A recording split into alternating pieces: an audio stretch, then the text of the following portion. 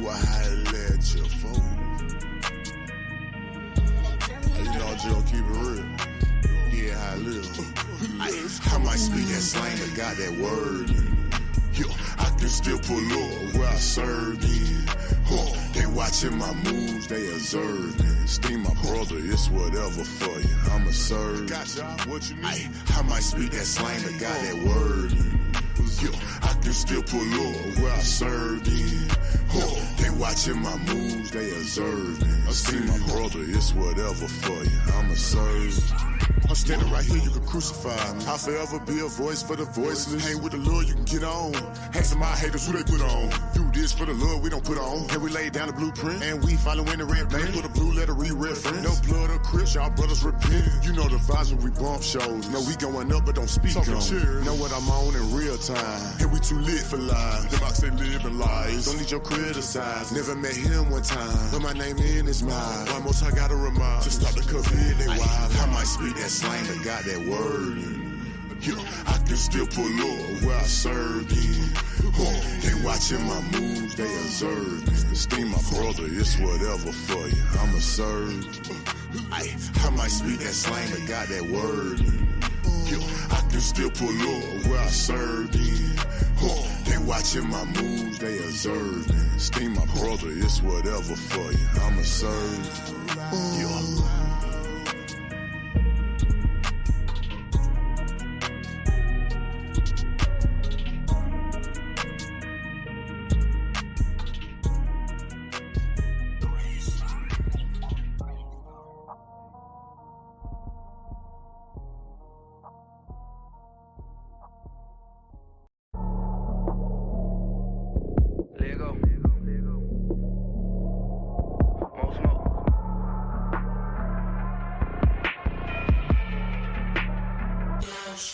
Applying pressure, we gon' press them with some steppers.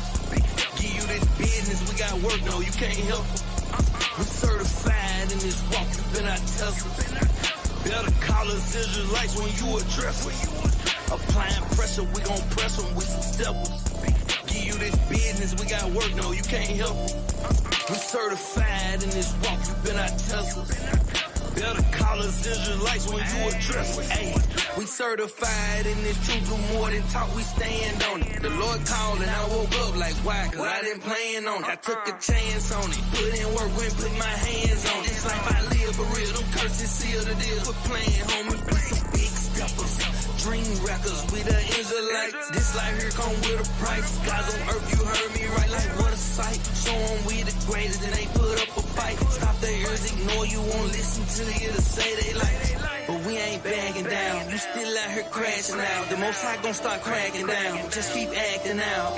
The warning come before destruction, working out no interruption. Trying to save your soul from this corruption. This world corrupted. Applying pressure, we gon' press them with some steppers. Give you this business, we got work, no, you can't help it. We certified in this walk, you been our Tesla. Better call us Israelites when you address us. Applying pressure, we gon' press them with some steppers. Give you this business, we got work, no, you can't help it. We certified in this walk, you been our Tesla. Better call us Israelites when you address us. Big stepper, better talk to me nice, even better be checking they tone. Preaching to men, I never respect, pull a cut and I'm getting them gone. Good news, you said good food, word of life to be feeding your soul. Your prophets in purple and gold, bring a truth to your city, a sight to behold. I repent and now look at me, I ain't nothing like the man that I used to be. Unapologetic, unapologetic, disregarding they doctrine respectfully. We ain't BHI, my name must be high, put respect on my name with a dress for me. I'm the son of a higher, Yahweh the highest, you jumping in fire, you testing me. Yeah, it's really hot, we come up from the bottom, I'm with the rock. Revealing the sin on the son of perdition, applying the pressure, it's about to pop. Over time with that work, it don't never stop. Going 365 around the clock. Through the trial and tribulation, I'm facing endures to the end until I drop. Applying pressure, we gon' press them with some steppers. Give you this business, we got work, no, you can't help it. We certified in this walk, you been our Tesla. Better call us Israelites when you address us.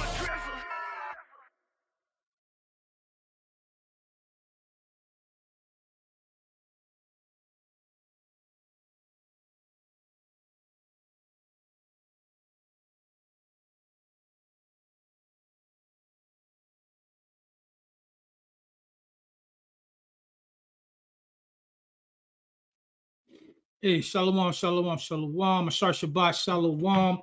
All praise to the Most High God. Yahweh Ba'Shem HaMashiach Yahweh Shai. Shalom, shalom, everybody. What's going on, bro? Shalom, shalom. Everything's good. Adawan, how you doing? Hey, man, I'm blessed, man. I'm blessed, man. It's another Oh, day praise. around, man. I'm blessed, man. Another day still in this truth. You know what I'm saying? Still speaking the gospel, still teaching the Bible, regardless of what's going on in the life, in the world, in the media, in the news. You know what I'm saying? People getting arrested, baby oil being found, and all types of crazy stuff. Hey, man, hey, brothers getting hung. Brothers getting hung. You know what I'm saying? Found hanging from a tree, man. In 2024. You know what I'm saying? In Henderson, North Carolina, y'all have been on that heavy. If y'all ain't watched that video he did, go ahead and watch that. Man, it's a lot of stuff going on that, but through it all, we still blessed to be having the wisdom of the Most High God. So the Wadi Yahweh, the Wadi Yahweh, the Wadi Yahweh, man. Okay. Hey, shalom, shalom, shalom. Shalom, Adawan. Shalom. How about some y'all? Shalom. Hey, man, my bros is in the building. Hey, listen, I got a lot of stuff to cover. Somebody go into Second Esdras chapter 3. We're gonna the title of the class is called Covenants. Wow, I can't spell. That's the reason that I gotta go change that. But the title of the class is called Covenants, and we're gonna be going through the covenants. Basically based off of all of the covenant talk, new covenant talk, and the covenants that's been going on lately. We're not going to dive so much into the new covenant because I think Eliel taught it very well this last Monday. So go back and watch that class on Milk Monday. We dealt with the new covenant on Wild Out Wednesday, I think maybe like 2 weeks ago. So you can also check that out too. But we're just gonna remind y'all about the covenants. And I got a little spin I want to put on it. But you know what I'm saying? This is what we're gonna get into today. You know what I'm saying? Talking about the different covenants, going through it, and just so we all be edified on what it is to be in a covenant. Once again, man, we want to give all praise, honor, and glory to Yahweh, HaMashiach Yahweh Shai, man, to Wadi Yahweh, and we pray that He bless our lives. We pray that He bless our nation. Please allow this message or this word to be edifying to the people. And Wadi Yahweh, man, we pray for healing. Hey, like and share the video when you get a chance. I don't know what's going on. People ain't watching today. They probably done with the covenant talk. But like and share the video, man. You know what I'm saying? I don't think we hit on this particular subject on this class yet. So, you know, this is the time to do it. All praise to the Most High God. Before we get started, and like I said, I got a lot of stuff, you know what I'm saying, to cover. Before we get started, do y'all want to say anything before we get started?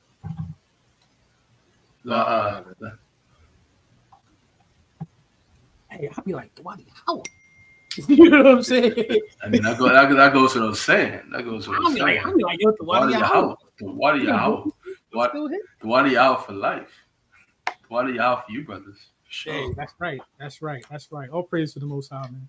Hey, listen, man. Covenants. That's the title of the class today. We're gonna be getting into it. Please, rock with us. Drop a 7 in the chat, man. If we're clear, visual and audio.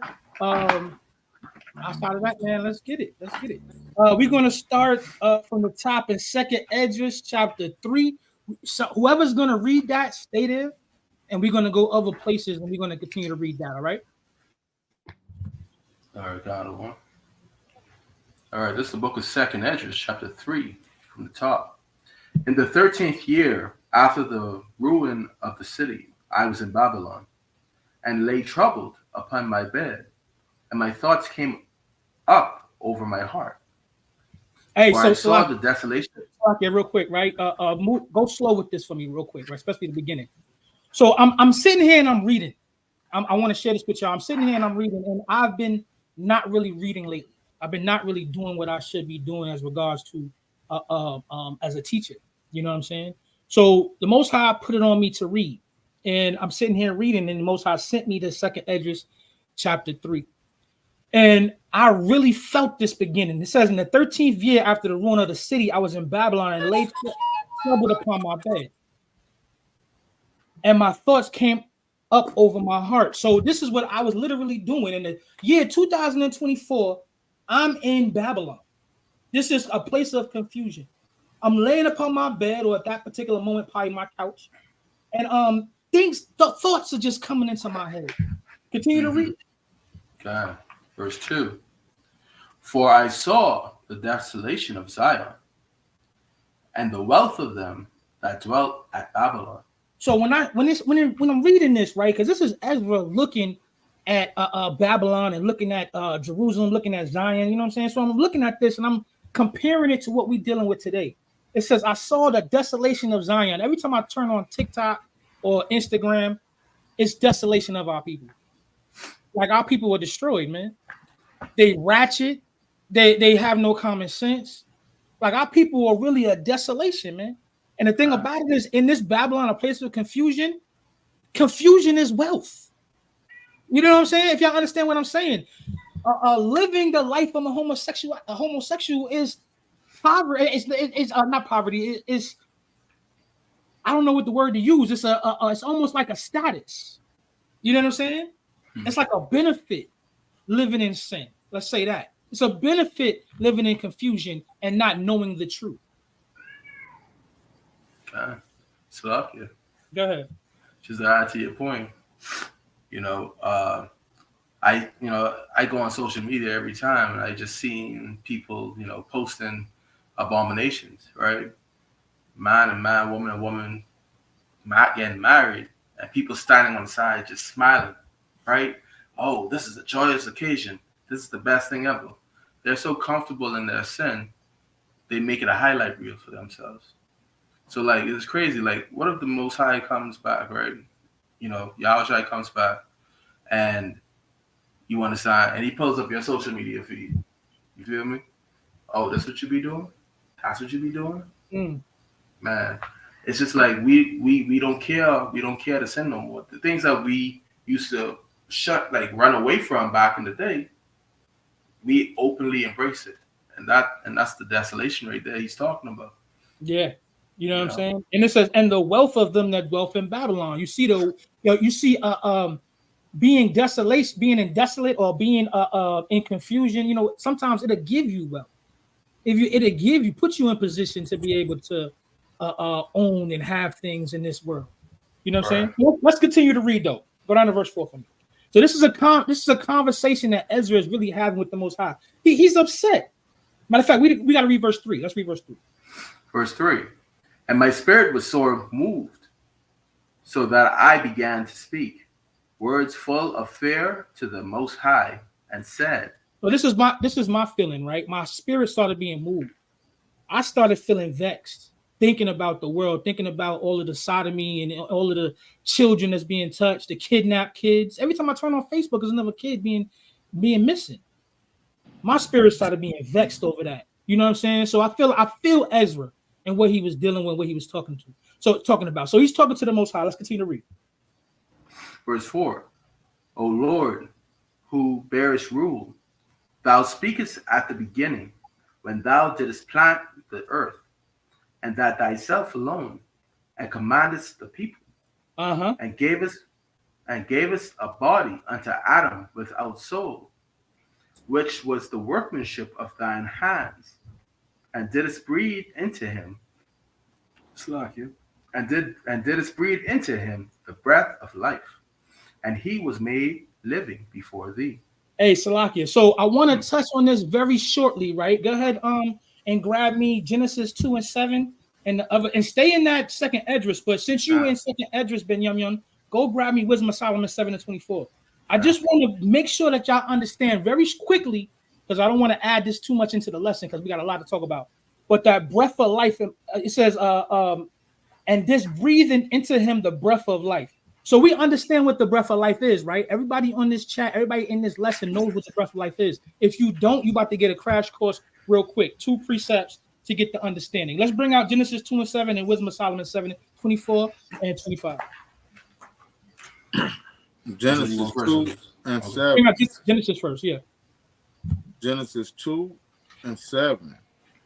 And Yahweh power formed man of the dust of the ground, and breathed into his nostrils the breath of life, and man became a living soul.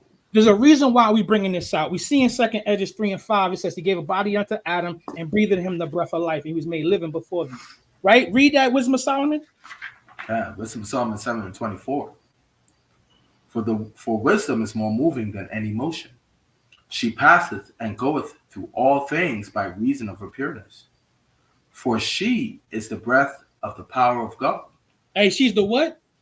For she is the breath of the power of God. So we understand the breath of life or the breath of the power of God is wisdom. You could also go to Sirach 17, read 1 through 7. That's going to help you out with that. There's a couple other scriptures too. We'll deal with that another time. But it's a point that we're gonna go to, and everybody needs to understand that the breath of life is actually wisdom that the Most High God gave unto us. Right? So let's continue. Let's go back to Second Edges chapter 3 and let's hit verse 6. God, verse 6. And thou ladest him into paradise, which thy right hand had planted, before ever the earth came forth. Uh-huh. And unto him thou gavest commandment to thy love, and unto him thou gavest commandment to love thy way, which he transgressed. And immediately thou appointest death in him and in his generations, of whom came nations, tribes, people, and kindreds, out of number. Hey, Salakia. So I want to say this. I want to say this as a man, right? I want to say this out of my own mind and my own thoughts. So I want y'all to understand that this is me speaking, right? When you see that right there in Second Edges 3 and 7, it says, and unto him thou gavest commandments to love thy way, and he transgressed, and immediately thou appointest death in him. So the Bible doesn't specifically say that this is a covenant, but we have to understand that the Most High blessed us, right? And told us, don't break this. And if you break this, we see, we got death. It's very similar to the rest of the covenants we see. If you violate what it is that I say, there's death on the other end of that. You understand what I'm saying? The blessings that come with the promises or the covenant or the agreement that you made with the Most High God will be null and void. Does that make sense? God. So we can kind of see this in Genesis without the word covenant being used. That's just me talking like a man. All right, let's continue to read that down to verse 8. We're on verse 8 now. All right, let's read that. Verse 8. And every people walked after their own will, and did wonderful things before thee, and despised thy commandments. All right, so verse 7 again, right? It says, unto him thou gavest commandments to love thy ways, which he transgressed, and immediately thou appointed death in him and in his generations, of whom came nations, tribes, people, kindreds out of number. Those people who was following after Adam was given that same breath of life that we see, because Adam was given it. Hey, this is a whole different conversation. We're not going to dive too deep into it. And I'm going to have to teach y'all or go through this more thoroughly. But the point of the breath of life is going to be revisited, so we got to keep that in mind. Those same people who walked with Adam started being confused and started going after their own sin because of the wisdom that they had, because of the breath of life that they had. It ended up being corrupted. Let's read 2 Esdras 3 and 9. Verse 9. And again, in process of time, thou broughtest the flood upon those that dwelt in the world, and destroyest them. Yo, I'm setting a premise. I hope y'all follow. I'm setting a premise. Let's go to Genesis 7. Let's read 1 through 7.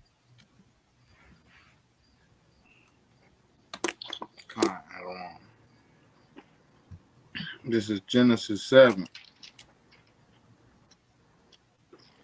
From the top.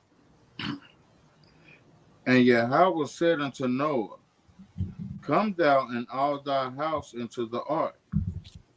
For thee have I seen righteous before me in this generation. Of every clean beast thou shalt take to thee by sevens, the male and his female. And of beasts that are not clean by two, the male and his female. And we understand that, right? But there might not be a lot of people in here who's who has been studying this. So this is just to reiterate that, in church they was taught that the animals came 2 by 2s. But if you actually read the Bible, it was 7 clean animals and 2 unclean.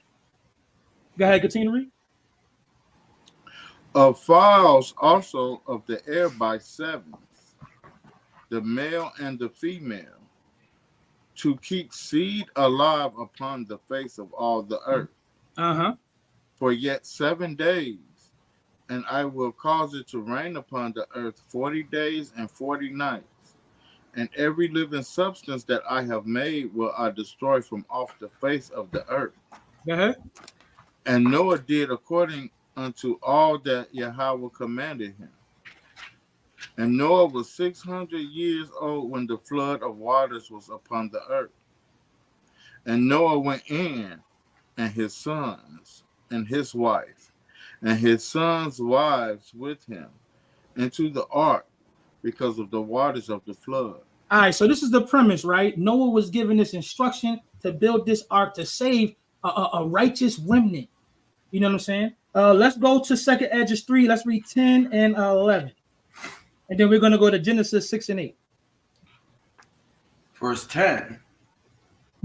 And it came to pass in every of them that as death was to Adam, so was the flood to these. Because of the disobedience to the Most High God, man has to die. So the flood was the same thing for everybody. They had to die. Go ahead.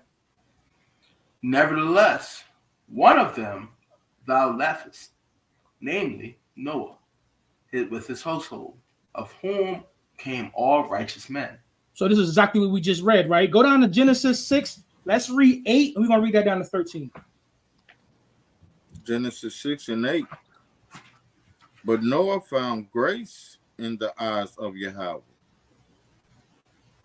These are the generations of Noah.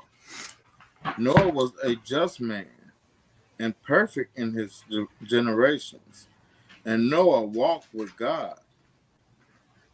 And Noah begot 3 sons, Shem, Ham, and Japheth. What verse 11 say? The earth was also, Salakia, the earth also was corrupt before God. It was what before God? Corrupt before God. So you got to understand that wisdom that was given unto man, man corrupted it. Man corrupted that wisdom that was given unto man. The whole earth ended up being corrupted before the Most High God. And it was filled with what? And the earth was filled with violence. And the earth was filled with violence. The Most High God is looking at these people like, yo, these niggas. Let's go ahead. Keep on reading. And God looked upon the earth, and behold, it was corrupt. For all flesh had corrupted his way upon the earth. And God said unto Noah, the end of all flesh is come before me, for the earth is filled with violence through them. And behold, I will destroy them with the earth. Hey, don't this sound familiar? Isn't the earth filled with violence today? Isn't the earth corrupted today? This thing sounds real eerily familiar. Like when I read this, man, I start shivering because I'm like, yo, this is exactly what's happening today. As the days of Noah, people going to be getting married, be given into marriage, you know what I'm saying? Living their lives. At the same time, not knowing that the death of this place is coming. Let's continue. Let's go down to 17 and 18, and we're going to keep pushing because we got to hit these things. We got to hit these points. Genesis 8 and 17. No, 6 and 17. You was at 6, right? Chapter 6. Yeah, Salakia. Genesis 6 17, 18. And behold, even I, do bring a flood of waters upon the earth to destroy all flesh, wherein is the breath of life. Hey, understand that. This is why I even went to the breath of life. The flood was to destroy all flesh who had the breath of life. Why? Because the wisdom of the Most High God got corrupted. The wisdom of this world is foolishness with God. His wisdom is pure. The breath of life is pure if you go back and read them scriptures that we was reading earlier, right? But we corrupted it through the ways of this world, through disobedience to the Most High God. That's why everybody had to die, man. You know? Go ahead and finish finish that and read 18. Wherein is the breath of life from under heaven, and everything that is in the earth shall die. But with thee will I establish my covenant, and thou shalt come into the ark, thou and thy son, and thy wife, and thy sons' wives with thee.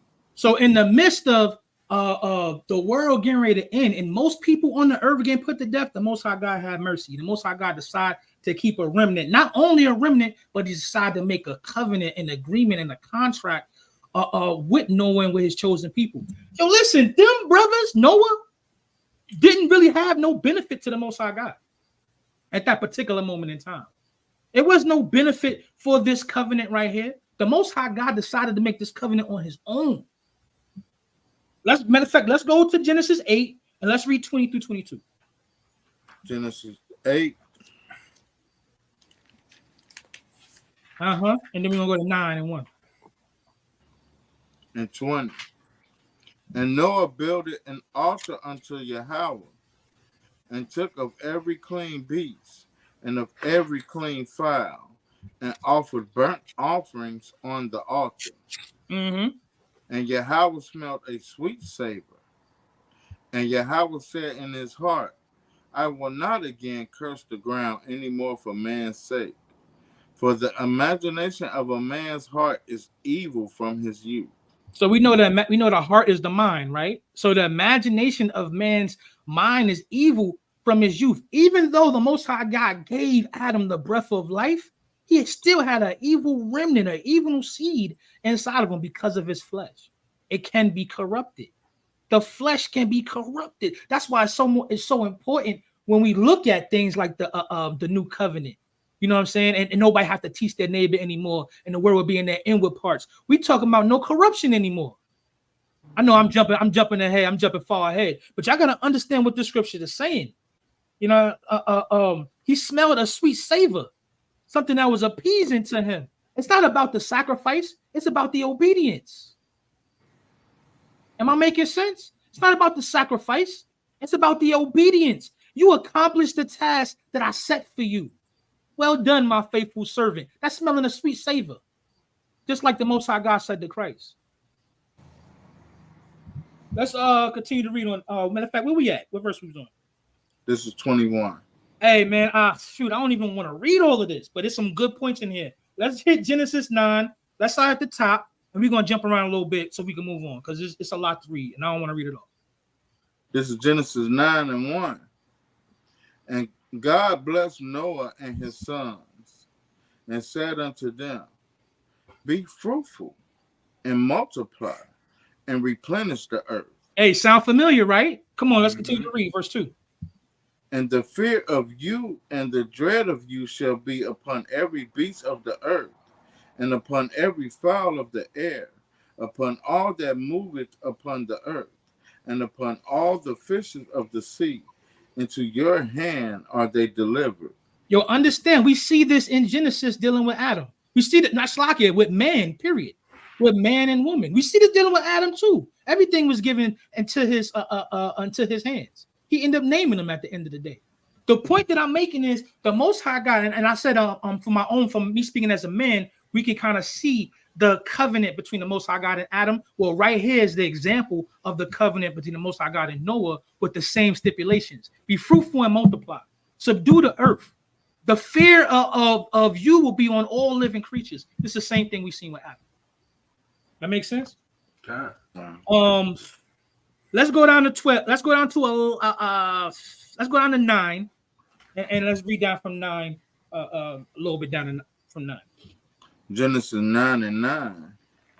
And I, behold, I establish my covenant with you and with your seed after you. And with every living creature that is with you, of the fowl of the cattle, and of every beast of the earth with you, from all that go out of the ark to every beast of the earth. And I will establish my covenant with you. Neither shall all flesh be cut off any more by the waters of a flood. Neither shall there any more be a flood to destroy the earth. And God said, this is the token of the covenant which I make between me and you and every living creature that is with you. For perpetual generations. Perpetual, that's always, right? Go ahead.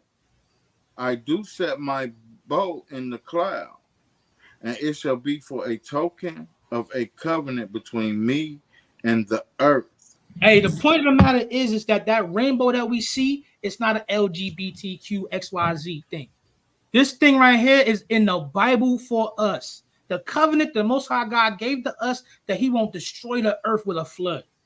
Straight up and down, period.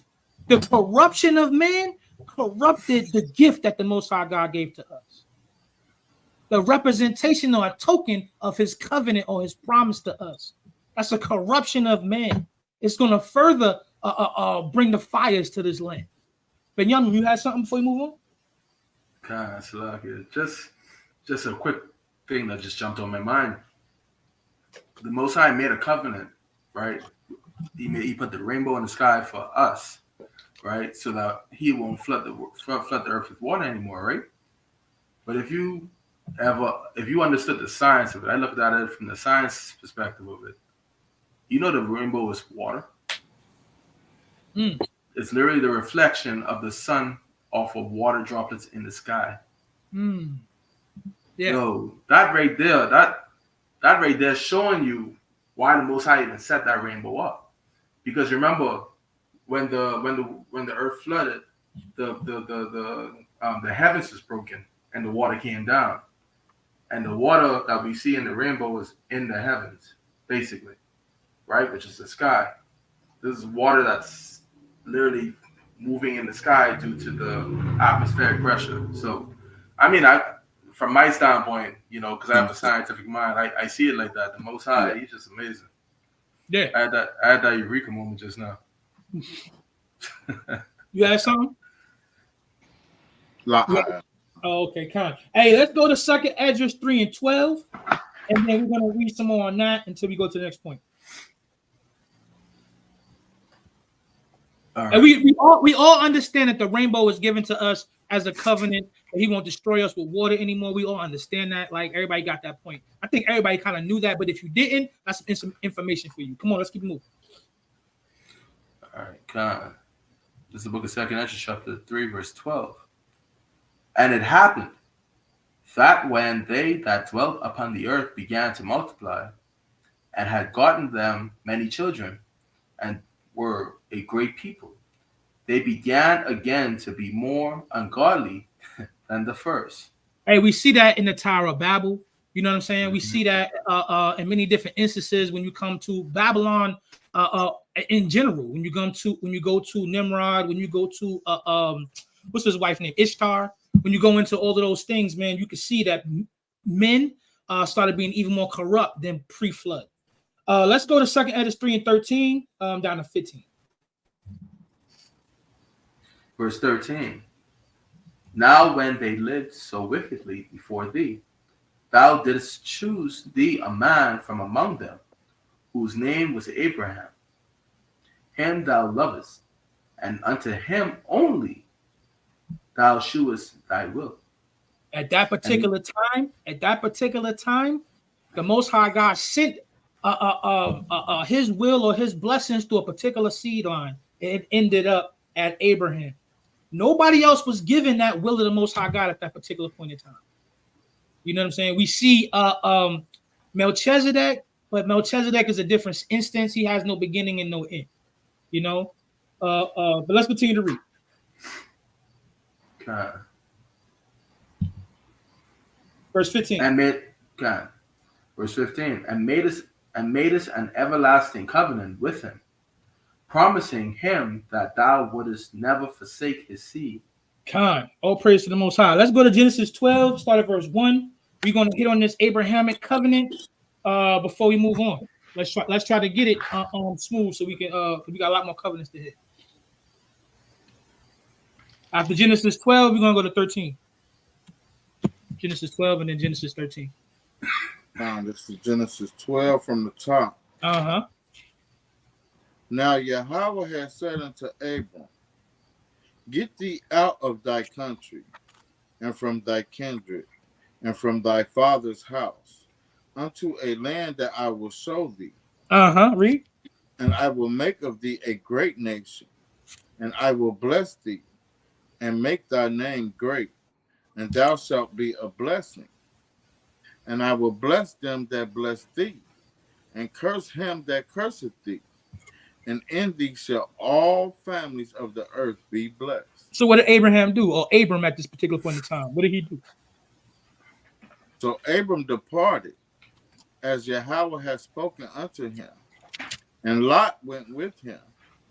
And Abram was 75 years old when he departed out of Haran.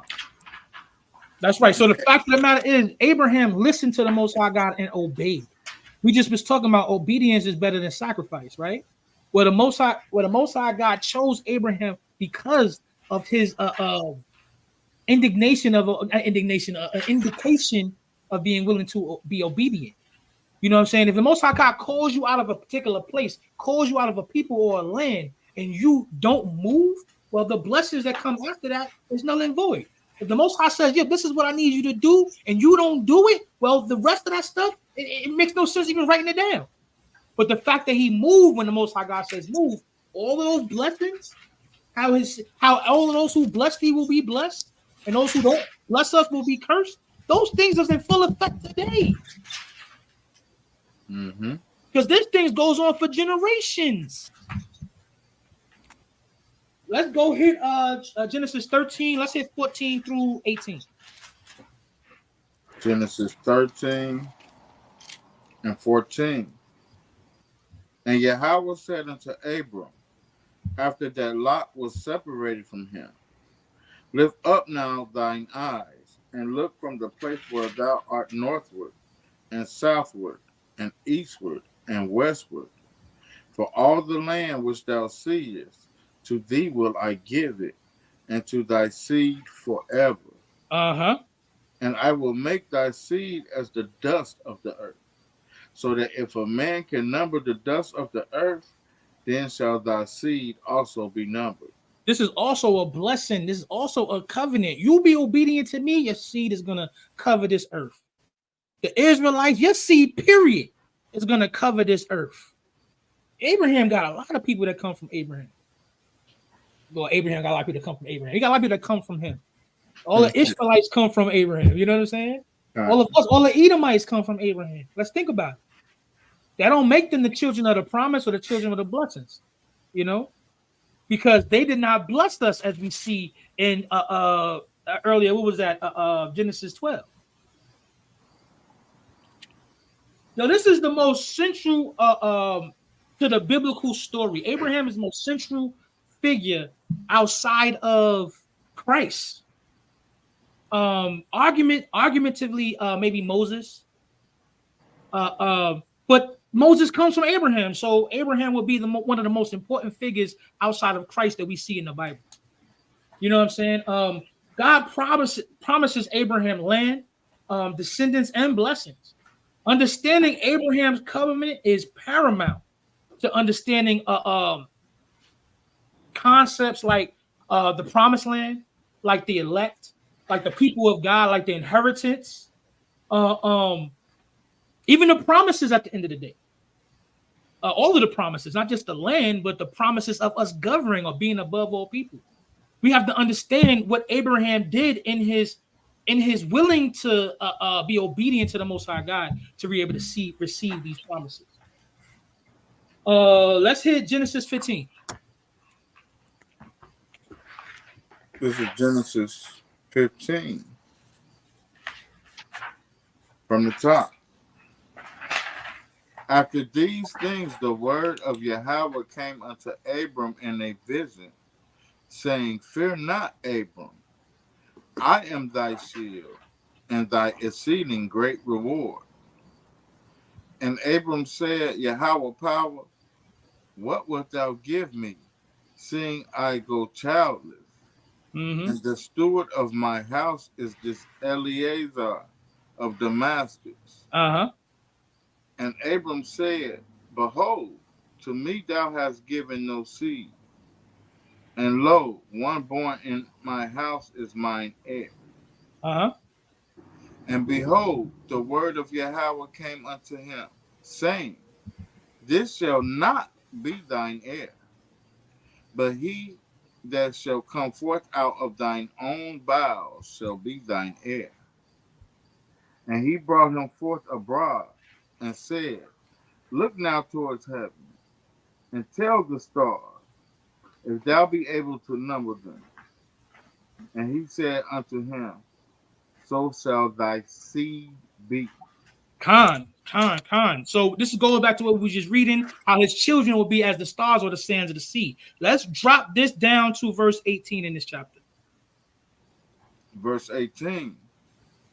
In the same day, Yahweh made a covenant with Abram, saying, Unto thy seed have I given this land, from the river of Egypt unto the great river, the river Euphrates, the Kenites, and the Kenizzites, That's and what the I wanted out of that. Canaanites. That's what I wanted all of that. He's given us that land from Egypt, river Egypt, unto the great river of Euphrates. Shoot, in Revelations and Ezekiel and other places, we can see we got even more land than that at the end of days. You know what I'm saying? But the fact of the matter is, the Most High God gave us this land all the way back during the time of Abraham. You know what I'm saying? This is also part of the covenant, the Abrahamic covenant. Let's go to Genesis 17. Let's read that from the top. Genesis 17 and 1. And when Abram was 90 years old and 9, Yahweh appeared to Abram and said unto him, I am the Almighty God. Walk before me and be thou perfect. Be thou what? Be thou perfect. That doesn't mean that you've never sinned. That doesn't mean that you've never fell short. But from today forward, move according to these law, statutes, and commandments. You know what I'm saying? That's Be right. perfect.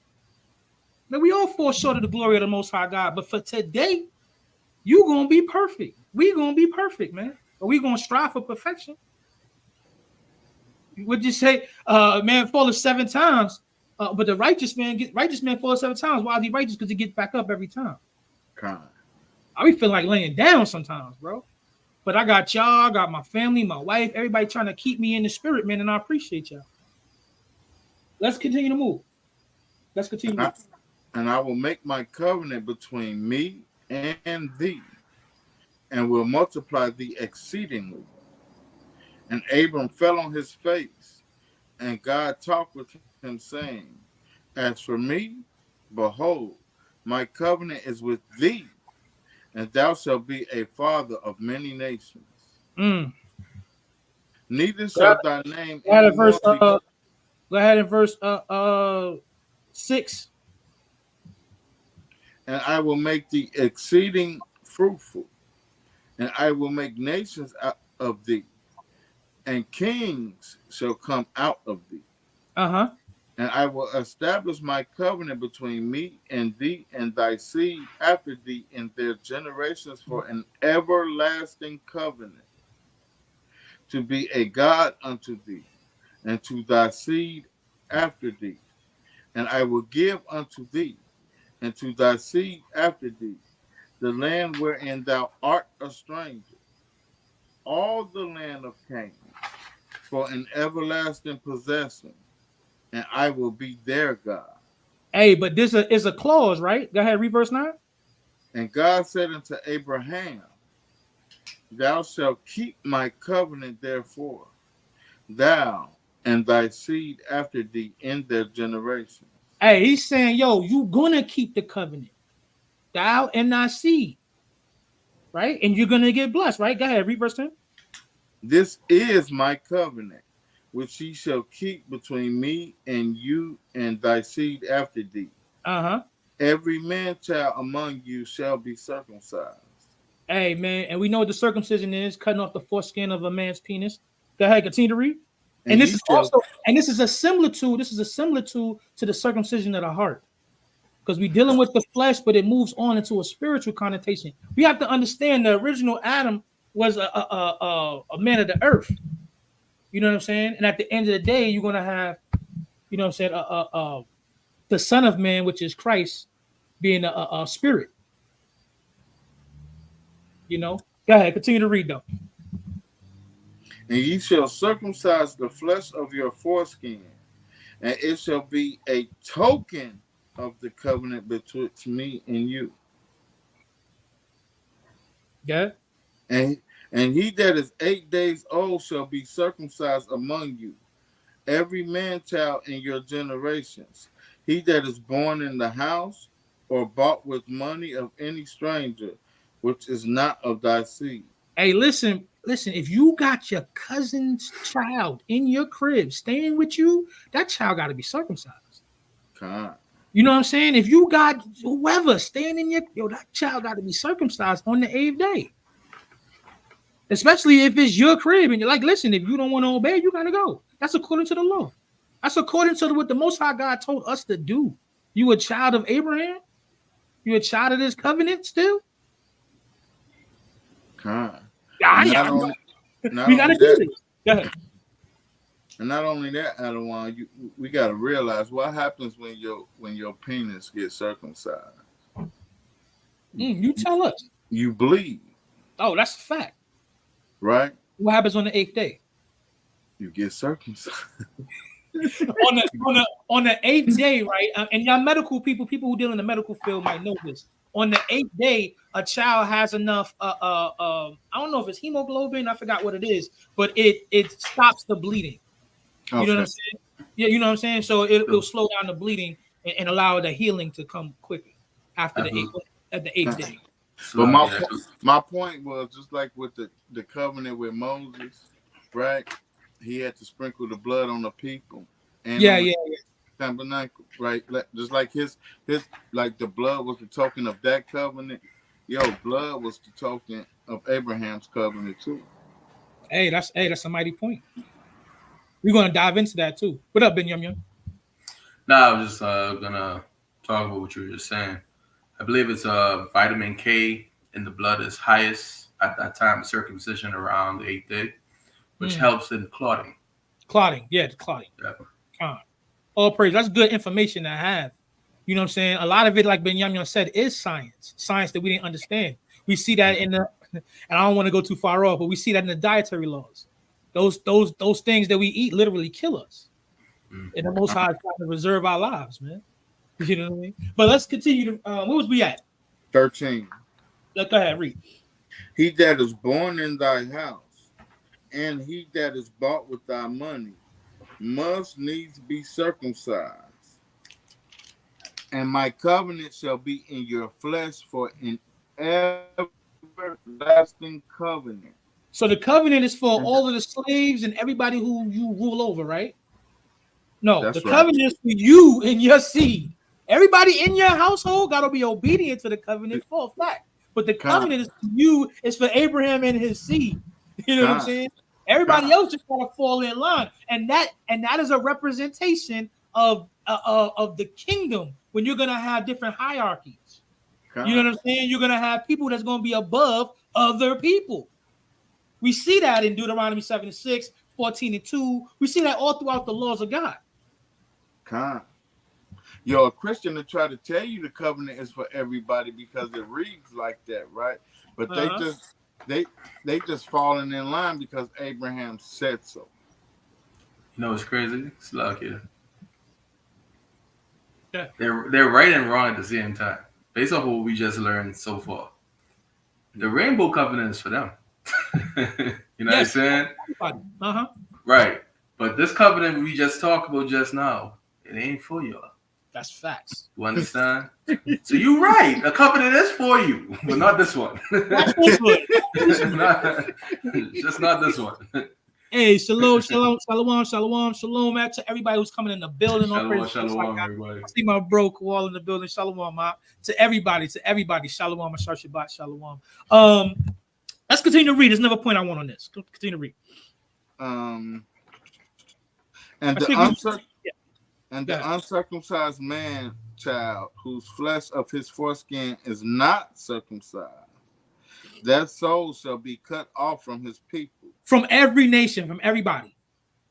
That soul shall be cut off from his people. And we see that in 13, it says, must needs be circumcised, and my covenant shall be in your flesh for everlasting covenant. In your flesh. And we read the very next verse. It says that a child who doesn't get his foreskin is not circumcised, that soul should be cut off from his people. So we're talking about the descendants from Abraham specifically. Fine. I think that's what go ahead. No, I was just gonna finish it out and say he Yeah, has broken my covenant. And he has broken the covenant. Let's jump down on this to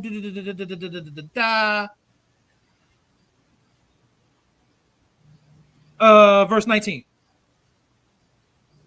We can continue to read all of this, but we're getting into Ishmael and Isaac. We want to be specific on who this covenant is going through. Let's read that. And God said, Sarah thy wife shall bear thee a son indeed, and thou shalt call his name Isaac. And I will establish my covenant with him for an everlasting covenant, and with his seed after him. But what about Ishmael? And as for Ishmael, I have heard thee. Behold, I have blessed him, and will make him fruitful, and will multiply him exceedingly. 12 princes shall he beget, and I will make him a great nation. That's right. Man, they deep as hell. Ishmael deep as hell. But my covenant will I establish with Isaac. That's right. Which Sarah shall bear unto thee at this set time in the next year. And he left off talking with him, and God went up from Abraham. Hey, finish that 23. And Abraham took Ishmael his son, and all that were born in his house, and all that were bought with his money, every male among the men of Abraham's house, and circumcised the flesh of their foreskin in the self-same day, as God had said unto him. Obedience. We're going to push that. You know what I'm saying? Abraham was a son of faith, was a father of faith in all reality. But that faith coupled with obedience is mighty. That'll make you mighty. That's a great point. Couple faith with obedience, man. Mighty. All of those issues that you're dealing with right now, I'm about to make this motivational lesson. All those issues that we're dealing with right now, man, get pushed to the side. It get pushed to the side because of your faith and because of the obedience of the Most High God. Is literally moving you into the position where he wants you to be just for your benefit. Even if it's a struggle. To get through that struggle, it'd be a benefit. All right, let's stop on that because I'll go for an hour just talk about that. Let's go back into I had some more I wanted to read, but I don't even know the context behind these scriptures. Let's go to 2nd Edges 3:16. Let's read that. Okay. Verse 16. And unto him thou gavest Isaac. And unto him thou gavest Isaac, and unto Isaac also thou gavest Jacob and Esau. As for Jacob, thou didst choose him to thee, and put by Esau. And so Jacob became a great multitude. So a lot of people don't even realize it's actually a continuation of the covenant with Abraham and Isaac through Jacob. You know what I'm saying? Let's go to Genesis 28 and 13. Let's start reading it. Say it again. Genesis 28 and 13. We're gonna read some of that on down. Okay. This is Genesis chapter 28.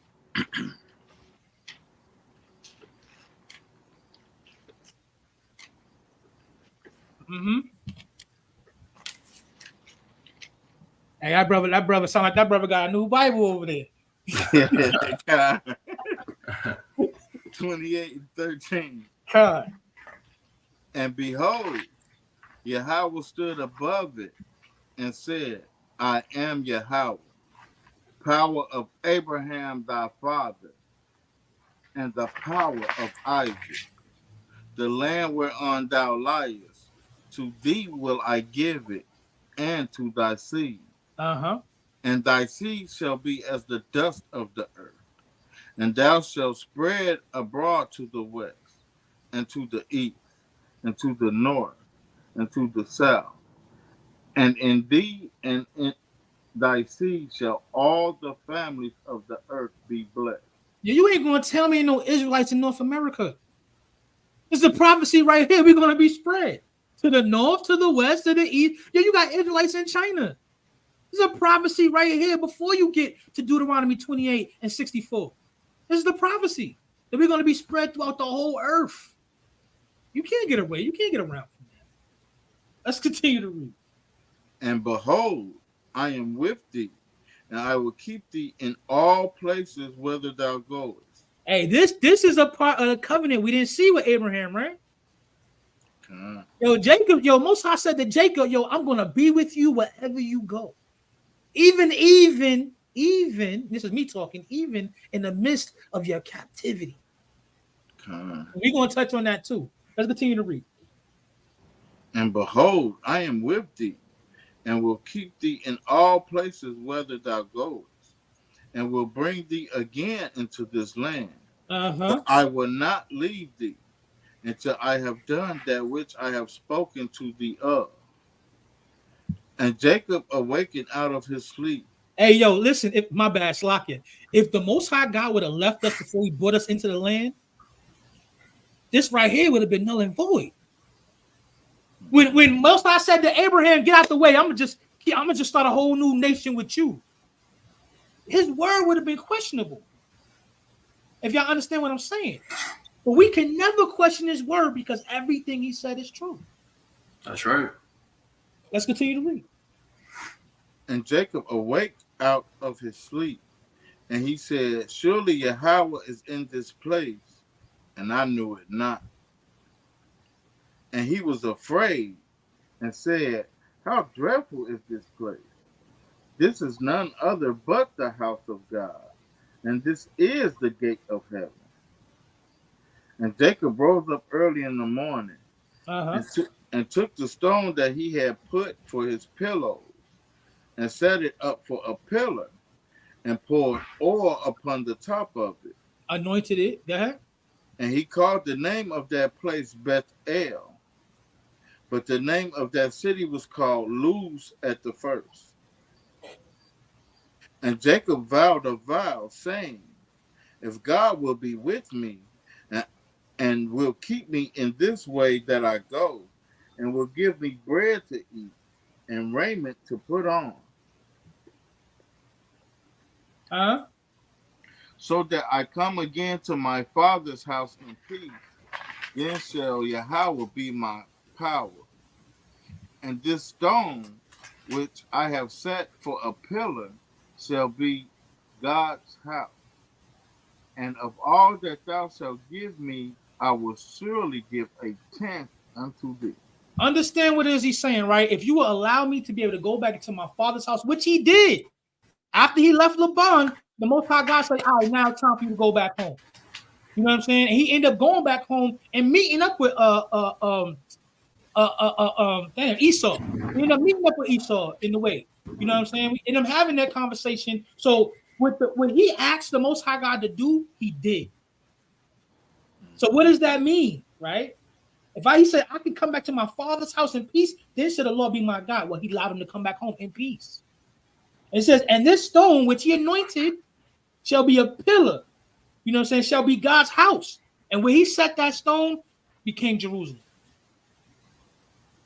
All right, so let's go to Genesis 15 and 13. Because after a period of time, we have to know that we ended up in Egypt. And that we end up fulfilling a prophecy that was given unto Abraham. Let's read Genesis 13 and 14. 15, 13, and 14. This is Genesis 15 and 13. Con.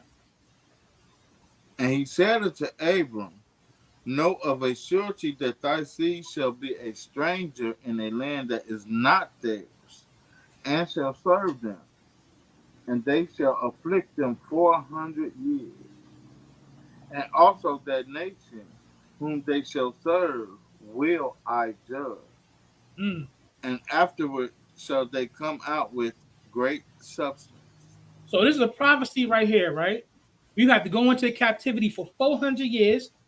And the nation that we serve, the Most High God is going to have to judge. And if you know that judgment is condemnation or is relief. And at the end of the day, we know dealing with the Egyptians, there was condemnations from what they did to the children of the Most High God. All right, so with that being said, man, let's go to Exodus 2 and 24. Let's hit on some of that. 24 and 25, and then Exodus 6 and 5. We're gonna go back into second Ezra 3 and 17, Benjamin. You want second Edges first, or you want Exodus? No. I want Exodus 2, 24, and 25. Because we got to understand, in the midst of us being in captivity, you know what I'm saying? The Most High God remembered His promise to us. This is Exodus 2 and 24. And God heard their groaning, and God remembered His covenant with Abraham, with Isaac, and with Jacob. Read 6 and 5 in that Exodus 2. Exodus 6, chapter 6 and verse 5. So the Most High God heard the Israelites groaning. So He was groaning in the midst of our captivity. Taskmasters on our back. You know what I'm saying? Food is abominable. For a period of time, they tried to kill all of the young boys for a season. You know what I'm saying? Mm-hmm. The fact of the matter is, we was literally in a strange land serving them, like we see in Genesis 15 and 13. Let's get Exodus 6 and 5. Exodus 6 and 5. And I have also heard the groanings of the children of Israel, whom the Egyptians keep in bondage, and I have remembered my covenant. Wherefore say unto the children of Israel, I am Yahweh, and I will bring. My bad. Go ahead. Finish it up. And I will bring you out from under the burdens of the Egyptians, and I will rid you out of their bondage, and I will redeem you with a stretched out arm, and with great judgment. And I will take you to me for a people, and I will be to you a power. And ye shall know that I am Yahweh, your power, which brings you out from under the burdens of the Egyptians. And I will bring you into the land concerning the which I did swear to give it to Abraham. That's what I wanted, verse 5. Just verse 5. Con. So the Most High God has heard us and brought us out from the Egyptians. We see that now. We're about to dive into that, but also this is also another similitude of what's going to happen in the future.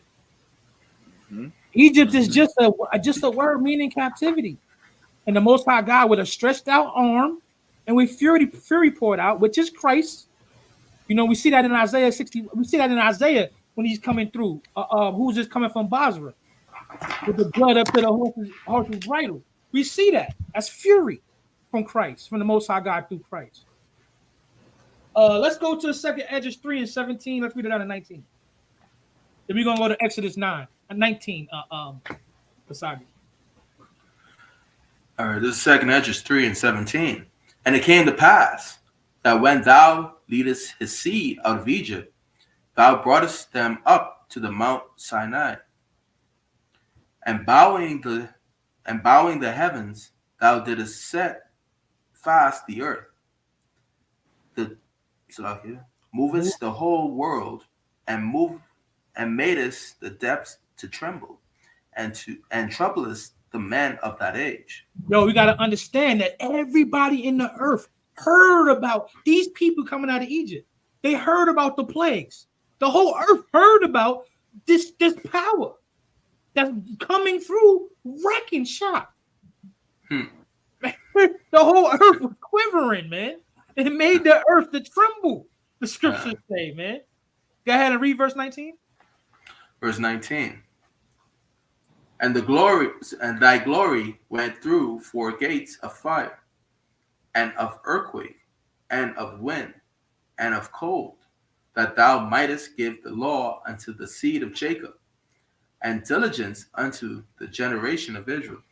So the glory of the Most High God, man, it showed forth and showed out.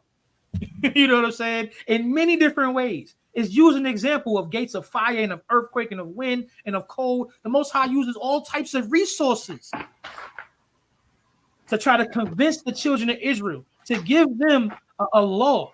You know what I'm saying? For generations to come, for His children. Mm-hmm. Let's go into that law, man. Let's hit Exodus 19. Salaki. Uh-huh. I got it. If you need. No, I got it. Exodus 19 from where the top. Yeah, let's start from the top. Okay. Exodus 19:1. In the 3rd month, when the children of Israel were gone forth out of The land of Egypt. Oh, he dropped or something. All right, I got it. All right, this is Exodus 19:1. In the 3rd month, when the children of Israel were gone forth out of the land of Egypt, the same day came they into the wilderness of Sinai. Uh-huh. For they were departed from Rephidim, and were come to the desert of Sinai, and had pitched in the wilderness. And there Israel camped before the mount. And Moses went up unto God, and Yahweh called unto him out of the mountain, saying, Thus shalt thou say to the house of Jacob, and tell the children of Israel, Ye have seen what I did unto the Egyptians, Uh-huh. and how I bare you on eagle's wings, and brought you out, and brought you unto myself. Now, therefore, if ye will obey my voice indeed, and keep my covenant, then ye shall be a peculiar treasure unto me above all people, for all the earth is mine. So this is setting the standard, right? What does it say? If you will obey my voice indeed and keep my covenant, then ye shall be a peculiar people unto me above all people. We see this in 7 and 6. We see this. This is the premise of the Mosaic covenant. You obey, you'll be blessed. You disobey, and you won't. That's what it is. Let's continue to read on to verse 8. Verse 6, And ye shall be unto me a kingdom of priests, and an holy nation. These are the words which thou shalt speak unto the children of Israel. Uh-huh. And Moses came and called for the elders of the people, and laid before their faces all these words which Yahweh commanded him. And all the people answered together and said, All that Yahweh had spoken, we will do. Uh-huh. And Moses returned the words of the people unto the Lord. So the people agreed to this covenant. A covenant. Now it's not like when you see the covenant in Genesis dealing with Noah, it was like the Most High God says, "Look, do this, that, and the third." And Noah says, "Come," and he did it. The Most High God says, "You know what? I'm gonna give you a covenant. I'm not gonna destroy you no more with water. I'm gonna bring you back up if you're ready." that one. The Most High said, "Man, I'm not gonna destroy you no more with water." You know what I'm saying? Abraham, come out of that land. Be willing to sacrifice your son. I'm going to give you all of these things. Now, this is the covenant. Yo, follow these laws, statutes, commandments. Do what I'm saying, and you're going to be above all people, a nation of kings and priests. This is what it is. And we see in Deuteronomy 28, and we see in other different places the curses and the blessings, what comes from violating or keeping the covenant. We bring it out all the time at camp. It's detrimental to our people to know where we at today in this state. Our mental state, our spiritual state, our physical state, being in captivity still, is detrimental to us to understand that we broke the covenant with the Most High God. Let's see. Let's hit Exodus 24. Let's go through 4 through 8, and we're gonna talk about what Kasaja was talking about a little bit earlier. This is Exodus 24. You said verse 8? 4. Start at 4. 4 through 4. This is Exodus 24, verse 4. And Moses wrote all the words of Yahweh, and rose up early in the morning, and builded an altar under the hill, and 12 pillars according to the 12 tribes of Israel. Uh-huh. And he sent young men. Everybody else said, what a pillar for the rest of the people. My bad. Go ahead. It's just about the Israelites. Go ahead. Let's read. And he sent young men of the children of Israel, which offered burnt offerings and sacrificed peace offerings of oxen unto Yahweh. Why he ain't send nobody else? Why nobody else went through this, man? I'm being funny, but I'm serious. I'm just pushing the point. It's always been about Israel. Always been about a specific seed line. Specific. The Most High destroyed the earth with a flood. What did he do? He saved a specific bloodline. Yeah, they had children. Children had children. What did he do? He went through a specific seed line. It's all throughout the Bible. I did a teaching in North Carolina about this, and I still ain't see that teaching come out. Judah, Jonathan, y'all gotta pull that out, man. You know what I'm saying? It's in the blood. It's in the blood, man. The Most High God Spirit is in the blood. Let's continue to read, though. Let's continue to read. Hey, Salaki, before you move on, right? Yeah. I was driving home one day. I had my my radio on some type of Christian channel or whatever. They literally were talking about the covenants that the Most High had, right, with everybody, and they know that the covenant is for Israel. They know. They know it. They know it. It's shit. They're trying to hang on a cliff note, right? Mm-hmm. It was that passage where it says to provoke Israel to jealousy, right? To give it to the Gentiles. That's the footnote that they hold on to. But they say that their salvation is through Israel. They say it. They said, I was like, because I was curious, as I was wondering where he was gonna go with it, right? He was speaking everything that we say, right? But then right there at the end, he had to tweak it. Yeah, put that little cliff note on there. Yeah, you know, we want to provoke Israel to jealousy so that they can also get on their game, so that they could give us the salvation that we need. But we can provoke them to jealousy by believing on Christ. I'm like, that's not even a breakdown. That's like, but you know, that's the scripture is that. Yeah. You understand? Yeah. Like, so it's crazy. And shoes, I lost where I was at. I was on Exodus 24, right? Yeah, we was in Exodus 24. I think we was at verse 6. That's the point. We was at verse 6, going on to verse 8. Okay. Verse 6. And Moses took half of the blood and put it in basins, and half of the blood he sprinkled on the altar. Uh-huh. And he took the book of the covenant. And it's kind of similar to what Jacob did. Like he didn't use the blood, but he sprinkled oil on the stone. He sprinkled blood on this altar. You anointing it. You know what I'm saying? Like you said, Kasadia, man, when you did the circumcision, it was blood. You know what I mean? So it is a way of sanctifying or anointing or abiding in a covenant or an agreement through blood. Yo, listen, Noah, when he got into the land, what did he do? He sacrificed to the Lord. What does that mean? He killed animals and gave blood. Mm-hmm. It don't stop. It don't stop. But let's continue to read.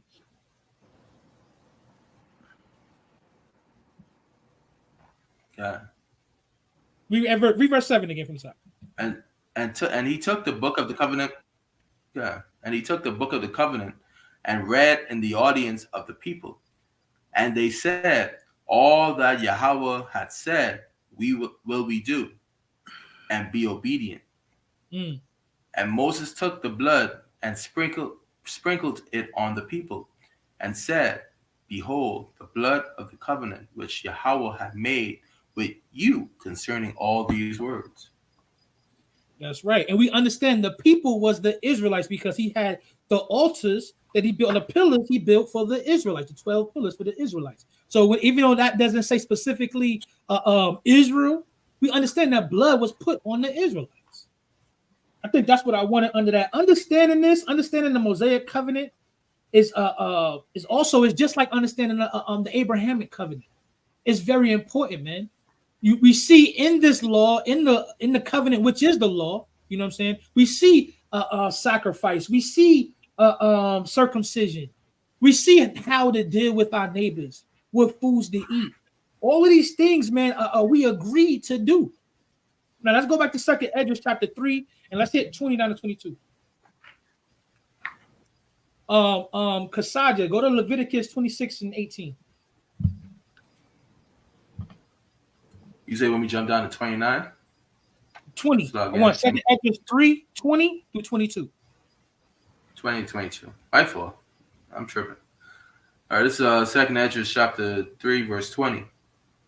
And yet tookest thou not away from them a wicked heart, that thy law might bring forth fruit in them. Hey, listen, you understand this, right? Just giving the law by itself did not take away the wicked heart that goes all the way back to Adam. Because Adam was given the law, and he still transgressed.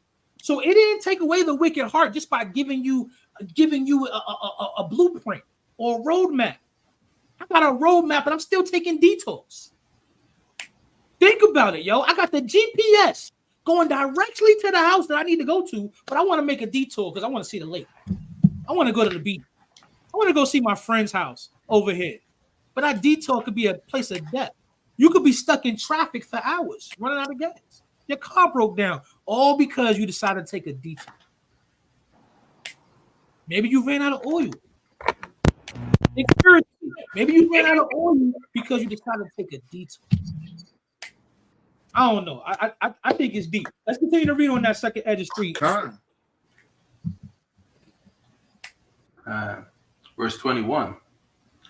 For the first Adam bearing a wicked heart transgressed and was overcome, and so be all they that are born of him. Thus infirmity was made permanent, and the law also in the heart of the people with the malignity of the root, so that the good departed away, and the evil abode still. So the malignity of the root, the pure evilness of the root that we had as men because of the transgression of Adam. That right there was embedded in us. You talk about trauma. We was on the Bible study last night talking about trauma. Yo, that trauma has been passed down from generation to generations. That trauma of literal death that comes from disobedience has been passed down from generations to generations. We talking about PTSD. Yo, this is way harder than PTSD. We die because of our forefathers' disobedience. I got diabetes because of my forefathers' disobedience. We dealing with sicknesses because of the disobedience of our forefathers, man. Most I say he would subdue all of our enemies if we just listen. That's sickness. That's poison foods. GMOs, not being hanged on a damn tree. That's not constantly got to be worried about somebody trying to take advantage of you. And I'm being funny, but it's real. You ending up on a daggone sex tape. Just because you want to make music or just because you want to be an actor. Anyway. No, did he? Hey, listen, bro. That brother had 784 dildos. What the hell? Let's get back to the point. I'm still like, yo, what the heck was you doing? Like, I'm pause. We're gonna get back to the point. Okay, I don't want to talk about it no more. I don't want to talk about it. Maybe I'll talk about it at camp. I don't want to talk about it. Let's get back to the covenant. Get back. That's just sickening. It sickens me, man. I got almost threw up the other day. Let's continue to move on. Leviticus 26, that's out of 18. Leviticus 26 and 18. And if ye will not yet for all this hearken unto me, then I will punish you 7 times more for your sins. You have to go 7 times more captivities. 7 can be a number of completion. You know, we was taught that including all the major captivities, you know, including Egypt, makes up 7. I gotta say that this is after Egypt, and it says, "I will punish you 7 times more for your sins." So we gotta take into consideration that 7 might be a time of completion, not specifically the number 7, because we went into smaller captivities too that we don't really talk about too much. That's just for information purposes. Let's continue to read. And I will break the pride of your power, and I will make your heaven as iron, and your earth as brass. Yo, I always think, what is he talking about? Your heaven is iron, as your earth is brass. You literally gonna be in a steel cage, bro. You're restricted in your movements. You're restricted in things that you want to do. If I want to build something on the back of my house, I got to get a permit. It's illegal for me to collect rainwater. Like I literally That's crazy. It's crazy. You literally are underneath iron and your earth is brass, man. You can't go nowhere. They got you in a lockhold, man. Con, you read about the minor captivities all through Judges. Shoot, man, people don't know about we was in captivity. Never mind. Yeah, we gonna go. We don't know. We gonna have to teach that. We're gonna have to show them because a lot of our brothers and sisters don't know about the smaller captivities that we've been through. You know what I'm saying? Like all the different things that we've been through. You've been through like 30-year captivities. Like, dang, what that 30 years? Like, where's that go? What happened? But let's continue to read on where we was at. And your strength shall be spent in vain, for your land shall not yield her increase. Neither shall the trees of the land yield their fruits. And if ye walk contrary unto me, and will not hearken unto me, I will bring 7 times more plagues upon you according to your sins. Hit this 22. I will also send wild beasts among you. Wild beasts, right? That are going to do what? Which shall rob you of your children and destroy your cattle and make you few in number, and your highways shall be desolate. So these wild beasts that he's talking about are nations and people. They don't have the understanding of the Most High God or righteousness or dealing in honor. So they are wild beasts, man. Their whole mentality is to eat, have sex, and destroy. I'm gonna take and you know what I'm saying? And the next thing is sex. And I'm gonna kill and destroy. That's wild beasts. That's the animal kingdom mentality. Let's continue to read. And if ye will not be reformed by me by these things, but will walk contrary unto me, then will I also walk contrary unto you, and will punish you yet 7 times for your sin. He keep telling us over and over again. The Most High God be reiterating it because y'all hard-headed. We are hard-headed and stiff-necked, and we don't listen. So the Most High God got to reiterate this over and over again. Over and over again. I'm going to tell you again. I'm going to punish you 7 more times. Listen to me. The Most High God, man. I think I understand a smidge of the Most High's frustration. You know, when I talk to my kids and I have that stern lecture with them, hey, do not go back in that pot. Do not go back in the backyard because I said so, and you're grounded, whatever. And they go right ahead and do this thing I just told them not to do.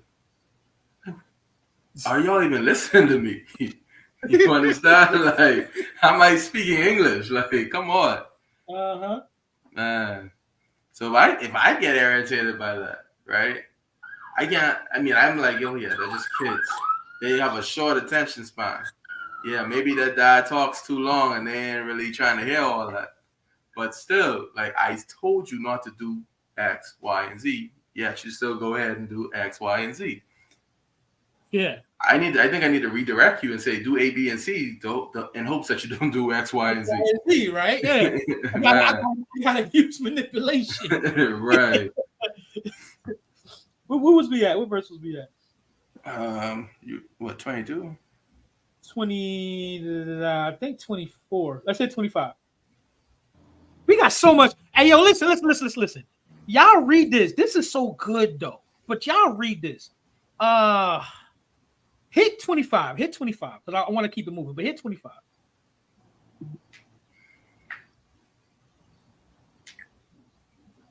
Leviticus 26 and 25.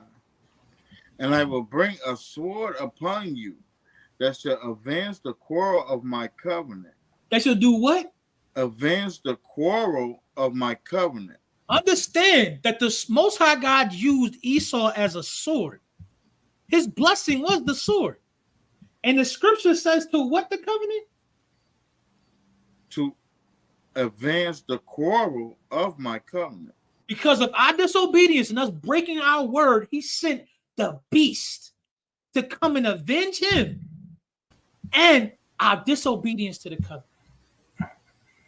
Yo, y'all continue to read this down to 39. You know what I'm saying? That's within my notes, but I'm gonna keep it moving for time's sake. Let's go to Numbers 25 and let's start at verse 1. This is a different covenant. This is similar to the Levitical covenant or the Mosaic covenant, but this is a covenant that a man got from the Most High God because of his deeds and because of his obedience to the Most High God. Let's start at Numbers 25. Let's start at verse 1, and we're gonna read this down maybe like around 13.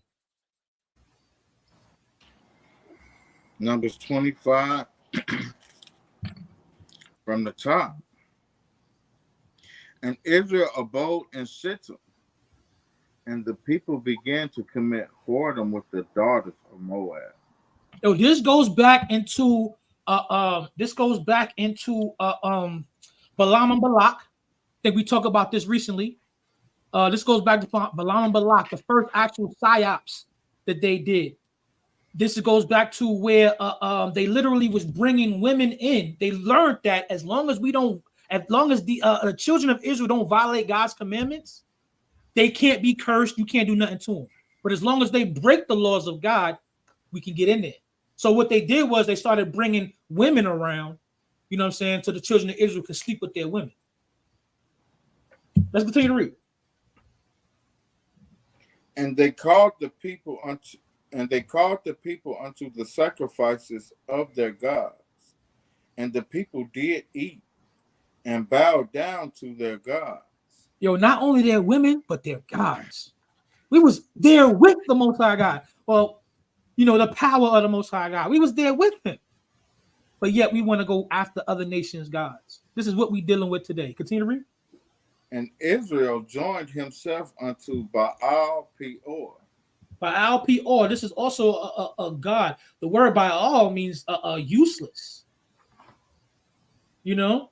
So this is also a god that Moab and them will worship. Go ahead. And the anger of Yahweh was kindled against Israel.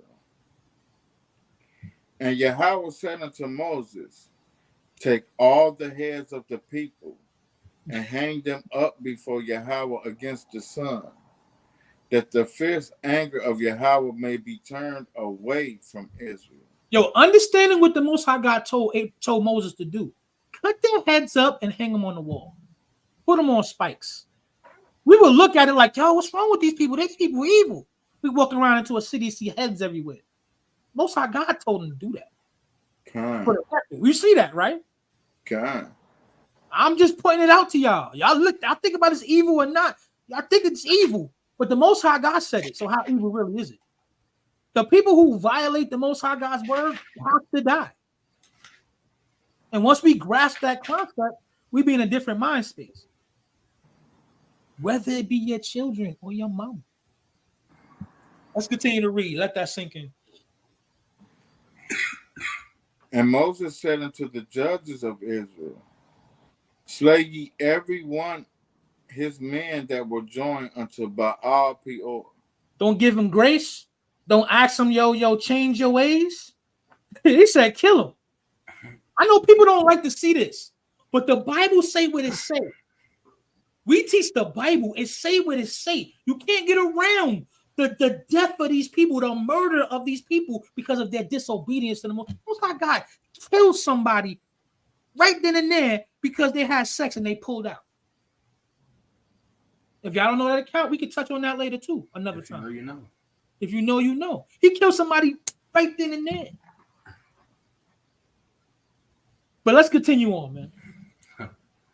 And behold, one of the children of Israel came and brought unto his brethren a Midianitish woman in the sight of Moses, and in the sight of all the congregation of the children of Israel, who were weeping before the door of the tabernacle of the congregation.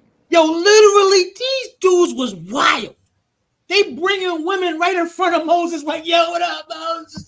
Yeah, about to go smash. I'm being funny, but I'm being real. Just think about how ignorant we are as a people. He probably was acting. He probably was smiling in his face. Moses looking at this dude like, the hell? In my face? Spun her around. Look at the backside, Moses. You can't get this. Type of stuff that we do. Ignorance type of stuff that we do. Let's go ahead. Continue to read. We gotta hit these points. We're gonna have to do a part 2. Damn. Come on, let's go. And when Phineas, the son of Eleazar, the son of Aaron the priest, saw it, he rose up from among the congregation and took a javelin in his hand. And when he went after the man of Israel into the tent and thrust both of them through, the man of Israel and the woman through her belly. So the plague was stayed from the children of Israel. And those that died in the plague were 24,000. Yo, 24,000 people died of a plague, and you still trying to smash. Bro. People are dying. COVID is here, and you just want to get some. The Bible say what it say. Am I making this up? Hey, we teaching what the Bible say, man. Listen, if you gotta go as a person, there's this guy right here with the javelin. You know what I'm saying? Who was it? Phineas? Yeah, Phineas. You understand? Phineas said, my boy, you and her got to go. I don't mean leave. No. You got to all go to the dirt. You know what I'm saying? Shoots. Yeah, listen, man. It's deep. Let's continue to read on this. And the Lord spake unto Moses, saying, Phineas, the son of Eleazar, the son of Aaron the priest, have turned my wrath away from the children of Israel, while he was zealous for my sake among them, that I consume not the children of Israel in my belly. Hey, Salakia, this is an actual a major point, right? He says, Phineas, the son of Eleazar, the son of Aaron, the priest, has turned my wrath away from the children of Israel while he was zealous for my sake among them. And yo, being zealous for the Most High God can turn his wrath away. Always being there for your brother when he's in need can turn the wrath away from the Most High God. Even if it's giving him stern and hard words, can help turn the wrath away from the Most High God. You got to understand this teaching for this what he got. Go ahead and read this next line. Wherefore say, behold, I give unto him my covenant of peace, and he shall have it, and his seed after him, even the covenant of an everlasting priesthood, because he was zealous for his God, and made an atonement for the children of Israel. Hey, all praise to the Most High God. Yo, this brother was bold and strong, man. He reminds me of the brothers of Maccabees, man. You know what I'm saying? This brother went out there and slew right then and there. I ain't playing no games. Don't play with them, man. They come up in here doing this. Yeah, you're going to die. We're going to get back to that, too. We're going to get back to that, too. When the scriptures talk, I want to go all over the place. In Exodus 20, when we talk about when we got to pass back underneath the rod again, we talk about this. You violate. Phineas is coming through to kill you. He might be Aharon, most high willing. You know what I'm saying? He might be Cassandra. You know what I'm saying? Because I tell you one thing, Moses tell me, yo, go kill that dude over there. I'm coming. I'm coming. I'm doing some Superman punch, man. I'm coming with everything I got. You know what I'm saying? Man, it's just the point, man. Hey, man, this is Phineas, man, a brother, a Levitical priest, man, who got an everlasting covenant because of his actions and what he did, man. And that covenant actually got passed down to his children forever. You know what I'm saying? So even to this very day, I mean, his descendants are still on this earth. Even to this very day, the Most High God got his eye on his children. I got a precept, by the way. Go ahead, bring it up. This is the book of, let me just do it here. Verse Luke, this is Luke 19:27, and it reads, "But those mine enemies, which were not that I shall reign over them, bring hither and slay them before me." Yo, that's a great precept. That's a great preacher. Go ahead, break it down. Okay. Well, right here, this paragraph, this is talking about Christ. When Christ returns, if you ain't doing what he's saying, if you ain't keeping the commandments as he wants you to, and if the ones who don't want to serve him, they would rather still do everything else but that. We ain't having that. Hey, you know what I'm saying? We can wash our hands after we wipe our blades. You know what I'm saying? and you know the ill thing about it is it's always been talking about Christ. Christ was in the wilderness telling Moses, "Go kill that thing." Yo, so that message is the same thing that happened. But at the same time, by the way, people forget Christ is also that angel of death that came over Egypt. Listen, man. Hey, you know hey, brothers might get too deep. You might be getting too deep. That's a comment. Hey, listen, do the lesson, bro. Put the lesson together. Put the lesson together. Because the nation need to know, you know what I'm saying, what Christ was doing back then. The scriptures say Christ come throughout the volume of the book. So where we see him at? Where we see him at? That's a deep conversation, right, Casadio? Con. Let's not go there just now. Let's continue on, man. Let's go to 2nd Esdras 3, 23 and 24. What's going on back there, man? Is it an accident or something? They wilding out up there. Wilding out there in Ohio, man. They blowing the horn for Trump. Maybe Kamala. Come on, man. Let's go. Let's get that. This is 2nd Esdras chapter 3, verse 23. So the times passed away, and the years were brought to an end. Then didst thou raise up a servant called David, whom thou commandest to build a city unto thy name, and to offer incense and oblations unto thee therein. So let's hit 2 Samuel 7 and 12 through 16. I want to touch on that. And then I want to go on to hit some of just two I got written down here. Some of the prophecies of David's seed being king, because this is the Davidic covenant. Let's get that 2 Samuel 7 and 12. And then whoever's not getting that, brother, grab me Isaiah 11. And if you got Isaiah 11, you can grab Jeremiah 23. 2 Samuel 7 and 12. Oh. And when thy days be fulfilled, and thou shalt sleep with thy fathers, I will set up thy seed after thee, which shall proceed out of thy bowels, and I will establish his kingdom. He shall build an house for my name, and I will establish the throne of his kingdom forever. I will be his father, and he shall be my son. If he commit iniquity, I will chasten him with the rod of men, and with the stripes of the children of men. But my mercy shall not depart away from him, as I took it from Saul, whom I put away before thee. And thine house and thy kingdom shall be established forever before thee. Thy throne shall be established forever. Hey, so some people look at this as that they talking about Solomon. In my personal opinion, I think an opinion of this camp, we don't teach that, and I'm not knocking the next brothers who do. Is how we see the scriptures. It's specifically the scriptures that we read about through the stripes we are healed. Only Christ had to deal with those stripes. You know what I'm saying? When you read verse 16, it says, "Thine house and thy kingdom shall be established forever before thee. Thy throne shall be established forever." Well, Solomon died. And the kingdom got split and the temple got burnt down eventually. So what are we talking about? The kingdom being established forever? We talking about Christ. You know what I mean? And I think this is what we stand on as a camp. This is what we teach as a camp.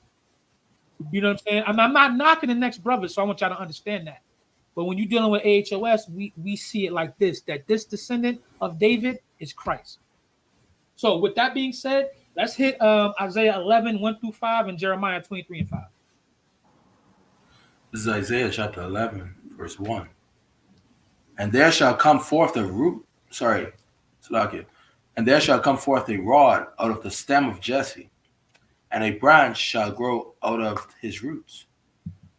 And the spirit of Yahweh shall rest upon him, the spirit of wisdom and understanding, the spirit of counsel and might, the spirit of knowledge and of the fear of Yahweh. That sound like Solomon. Go ahead, continue to read. And shall make him of quick understanding in the fear of Yahweh, and he shall not judge after the sight of his eyes, neither reprove after hearing of his word, Slakia, neither reprove after the hearing of his ears. But with righteousness shall he judge the poor, and reprove with equity for the meek of the earth. And he shall smite the earth with the rod of his mouth, and with the breath of his lips shall he slay the wicked. I don't remember Solomon doing this, but we got to understand there's prophecies of Christ coming back to slay the wicked. We just read it. All those who don't want to obey me, bring them forth and slay them before me. Right. Is that we just read? He's talking about Christ. That's not talking about Solomon. But anyway, we're not trying to force the point. I just want to just give you a glimpse of how we see it. That's it. I ain't trying to force it. Let's read it down to verse 5. Verse 5. And righteousness shall be the girdle of his loins, and faithfulness. And what? And what? And faithfulness. Hey, Solomon went off. Christ endured to the end and died faithful. So let's yield on that. Jeremiah 23:5. This is Jeremiah chapter 23, verse 5. Behold, the days come, saith Yahweh, that I will raise unto David a righteous branch, and a king shall reign and prosper, and shall execute judgment and justice in the earth. Jeremiah is way past Solomon, and you still seeing prophecies of a seed of David, of a righteous branch. So the point that we're making is that the prophecy, that Davidic prophecy, will be fulfilled through Christ at the end of the day. Let's go back to 2nd Esdras 3. Let's hit 25 down to 27.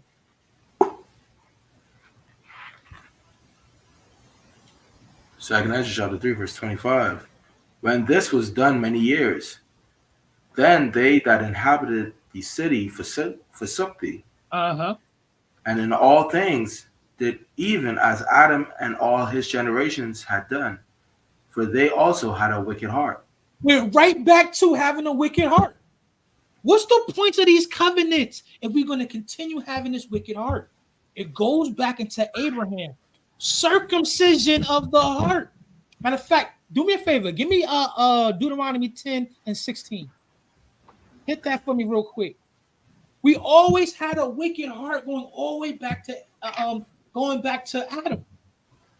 So what's the purpose of these covenants if the Most High God know that we're going to violate them? This is Deuteronomy chapter 10 and 16. Circumcise therefore the foreskin of your heart. Circumcise, cut out the mentality that brings you away from the Most High God. And be no more stiff-necked.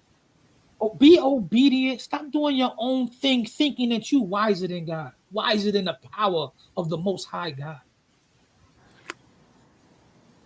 This is what this is really all about at the end of the day. These covenants, these breaking of covenants, is for us to see ourselves in the way that the Most High God wants us to be.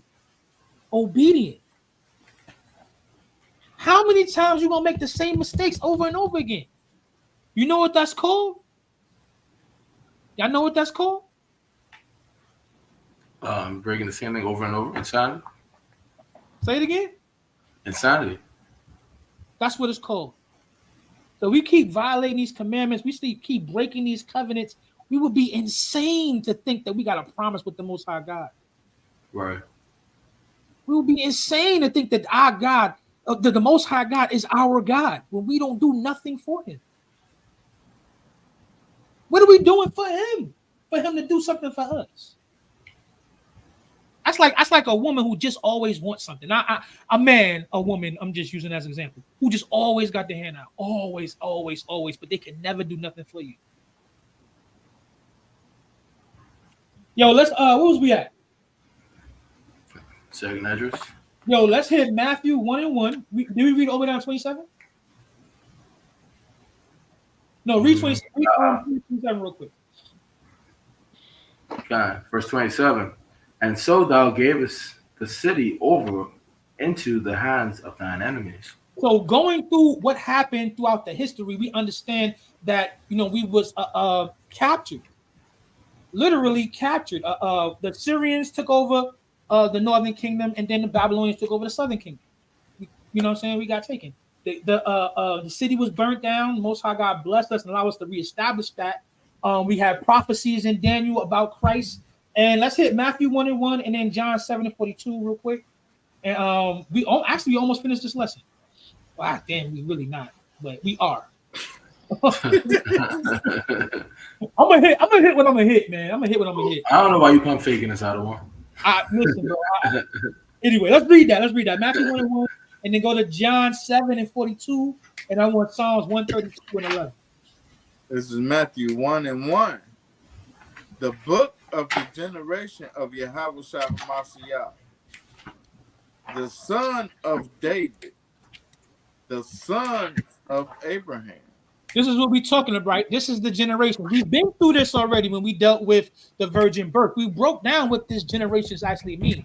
But the fact of the matter is the book is saying that Christ is the son of David. Why? Because Matthew is trying to show that he connects to the prophecies in the Old Testament. He's actually also the son of Abraham. But we all see the Abraham, but he's the example of faith. You know what I'm saying? That ushers in a new age of Israelites that have faith and obedience, just like Abraham had.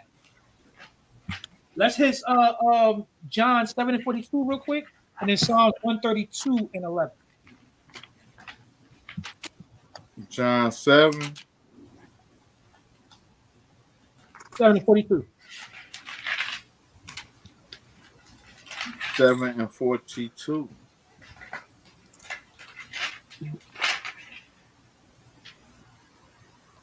Hath not the scripture said that Christ cometh of the seed of David, and out of the town of Bethlehem, where David was? Hey, listen, man. So this is another example. We see that Christ comes from the seed of David. Hit that Psalms 132 and 11.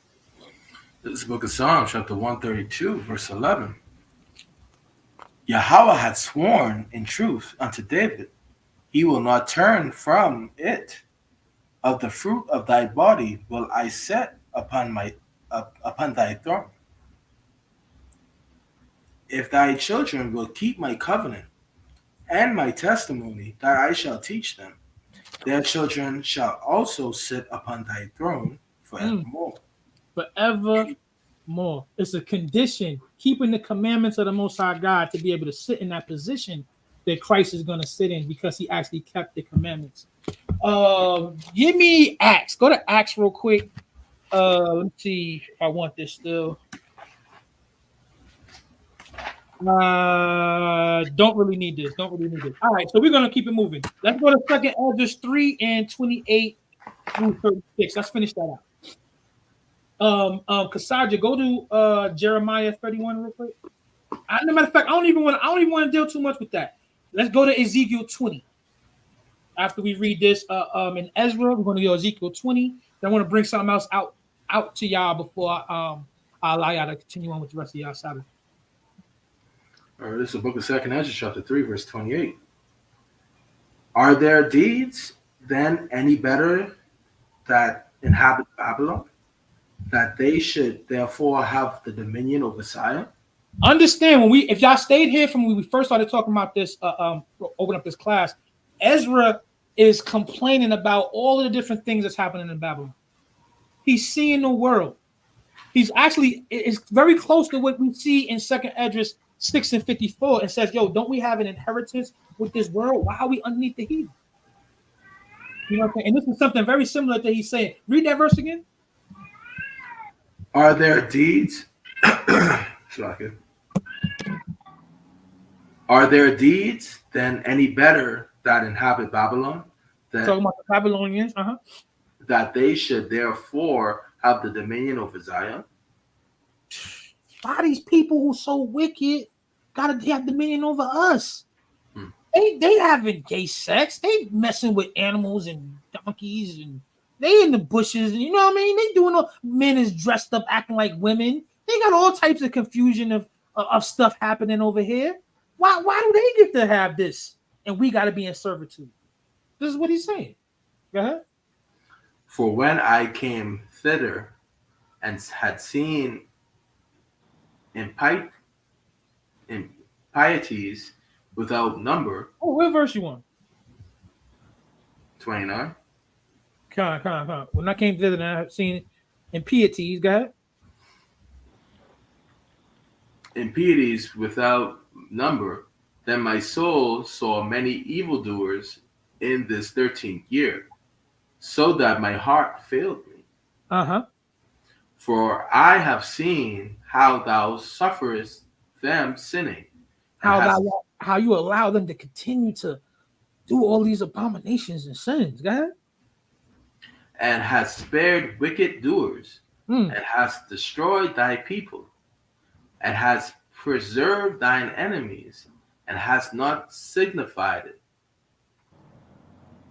I do not remember how this way may be left. Are they then of Babylon better than they of Sodom? Or is there any other people that knoweth thee besides Israel? Ooh, that's a good question. Or what generation hath so believed thy covenants as Jacob? And yet their reward appeared not, and their labor had no fruit. For I have gone there and here and there through the heathen, and I see that they flow in wealth, and think not upon thy commandments. Yo, I say this right here, right? It says that labor has no fruit. Yo, listen, literally, we was on the path of being one of the greatest nations of the earth. Things don't come. People want instant gratification. I kept the commandments today. Give me a blessing today, right now. Hit my bank account, because that's what he's talking about, wealth. Because he's looking at the other nations, and that's what we be doing sometimes. I'm looking at the other nations. Why they in positions to help us out? Why, when I get locked up unjustly, a small hat could be in position to help get me out of there? You know what I'm saying? Because they've gotten their wealth off of the backs of iniquity, off the backs of sin and devastation and destruction of the children of Israel.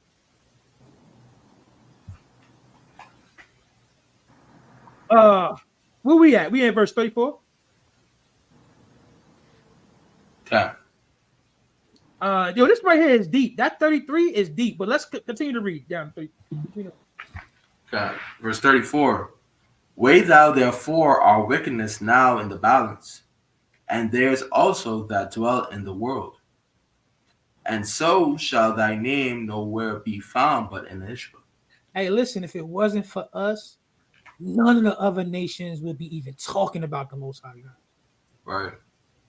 I still be worshiping Modoc and Jupiter and Hercules, or what was it, Zeus, and they still be worshiping all types of stuff like they do today. They just repackage it and put it in different names and different formats. You know, every time you go to and I didn't drink it for so long, but I got started liking their coffee. What's the coffee place? Starbucks. You know, their whole picture is a whole sea goddess deity, right? Yeah. It's an idol. It's idolatry. The whole picture is like that. It's like that in most of everything that we have. I was going through a whole list of different corporations. Yo, some of these corporations have connections to Baal. Their name by all is Lord. Like, their names are crazy. Even the Google symbol. I'm not willing to go into all of that right now. Maybe we're going to touch on it. But there's a lot of deception and corruption behind the symbols of America, which is Babylon, to confuse you. You think you're getting a cup of coffee, not realizing there's a goddess on your cup. You paying your money. You getting a cup of goddess. You know what? We drinking a cup of the Lord. You want to drink a cup of the sea god? And you know what? And You got brothers who will give you grief over buying something that's halal. Yeah. It's halal, brother. That means that they prayed over it. Well, guess what? You drink Starbucks, right? What you think they doing to that? You know what I mean? Shoes. Listen, man. Brother said, Dude said, man, why you got this ham and cheese up in here? You know what I'm saying? He said, it's halal ham. It's halal. How you gonna have halal ham? Like, what's going on with y'all? That's like, Nah, I'm gonna look wicked though, because I remember seeing an article that they were talking about that they have halal pork, that they're farming halal pork. Kosher pork. My fault, not halal. Kosher pork. Yeah, kosher pork. Arabic. Yeah. They're raising kosher pork because they're tweaking how they raise the pig or something. That makes it kosher. I'm like, bro, what? They start making up stuff. Man, I think they were talking about elevating the platform where the pigs they live, and doing something with the ground that I don't know, bro. But this is the stuff that Ezra's talking about. The corruption of the world when it's put in the hands of these other nations. Ezra, like, yo, man, like, listen, we keeping the commandments to the best. Yeah, we fall short. But yo, you giving it to these people, man, and these people is giving us fruits with no seeds. They giving us, yo, you see that they got the chicken now that they got skin grafted chicken or some crazy stuff. I posted in the chat the other day. I saw that. Yeah, lab made chicken. They got lab made beef. This stuff giving you cancer, man. Stuff is killing you, but we don't care. We don't care. We enjoying the confusion. I'll just tell you this right now. I think a lot of these stuff that these fast food places be pushing off saying it's chicken, it ain't really chicken. It ain't chicken. It ain't really chicken. I don't confirm with you. They anyway. Because we can go all over the world with this. The clone pork is what they trying to call kosher. That's crazy. We could have a conversation about this all day. Actually, we might need to jump on Wild Out Wednesday and talk about this. You know what I'm saying? The destruction of us and our kids. You know what I'm saying? The pathogens and disease. No, they say salmon, man, is bad for us now. Yeah, because they've been doing the cage salmon. Yo, they say salmon. I love salmon, bro. Me too. Like, it's crazy that the people who are in charge, and this is what Ezra's talking about, the people that are in charge of this world, they could never have sinned or less than the children of Israel. But we was set to a certain standard, though, and that's the difference. We're set to a certain standard to be the Most High God's chosen people. We don't have the option to do some of these things that other nations did, because we're supposed to usher in a new age. Let's finish that out before we move on. I don't want. Verse 35. Or when was it that they which dwell upon the earth have not sinned in thy sight? Or what people have so kept thy commandments? Thou shalt find that Israel by name hath kept thy precepts, but not the heathen. That's right, man. Hey, listen, man. No one else has kept the precepts of the Lord, according to what Ezra is saying. Israel by name has kept these precepts, man, has believed to the Most High God, believed in the Most High God, to the point that we still have some of the information to this very day. And listen, man, that's why I wanted to end with that particular chapter in Ezra. I thought that chapter was very deep. Hey, going into the new covenant, right? It's about this faith. It really is. It's about this work. It really is. Listen, we can go into Jeremiah. We can go into Hebrews. I think that Eliel and Yahweh are kind of like touched on that so heavy. My thing that I love to touch on is Ezekiel 20. So let's hit that. Let's start at 33 and read it down to 37. Anytime you're dealing with the new covenant, this is just what I love to touch on. So let's hit that before I hit a couple more precepts and finish this out. Ezekiel 20 and 33. As I live, saith Yahweh power, surely with a mighty hand and with a stretched out arm, and with fury poured out, will I rule over you. And I will bring you out from the people, and will gather you out of the countries wherein you were scattered, with a mighty hand, and with a stretched out arm, and with fury poured out. And I will bring you into the wilderness of the people, and there will I plead with you face to face. That plead is judgment. That plead is to judge you. Go ahead. Like as I pleaded with your fathers in the wilderness of the land of Egypt, so will I plead with you, saith Yahweh power. And I will cause you to pass under the rod, and I will bring you into the bond of the covenant. I think sometimes we forget that word bond is sitting right there. That's the connection. I will bring you back to connect to this covenant. But first, you got to pass underneath the rod. You know, we passed underneath the rod in the wilderness before. If you break the commandments, you know what you're going to get? The rod. That's death to some brothers. You know what I'm saying? Major punishment to some brothers or sisters. You know what I'm saying? But in order to go back into that covenant, we got to pass from underneath the rod to be bonded back into the covenant. We see that right here. And that's not going to happen. And in my opinion, that's not going to happen until we get to this point. But in this point, in the wilderness, you're going to have rebels. You're going to have that bad chick with that big booty right next to you, offering you some pork behind a tree. So you're going to have to resist that thing, man. Your life is on the line. The life of your children and you know, everything that you have that you've done so far will be on the line. I want to reiterate that everything will be on the line. If you don't change your mind state and endure to the very end. Hey, Romans 8:6 says, be carnally minded is death, but to be spiritually minded is life. We got to understand that enter into this new covenant, you cannot longer be the old Adam.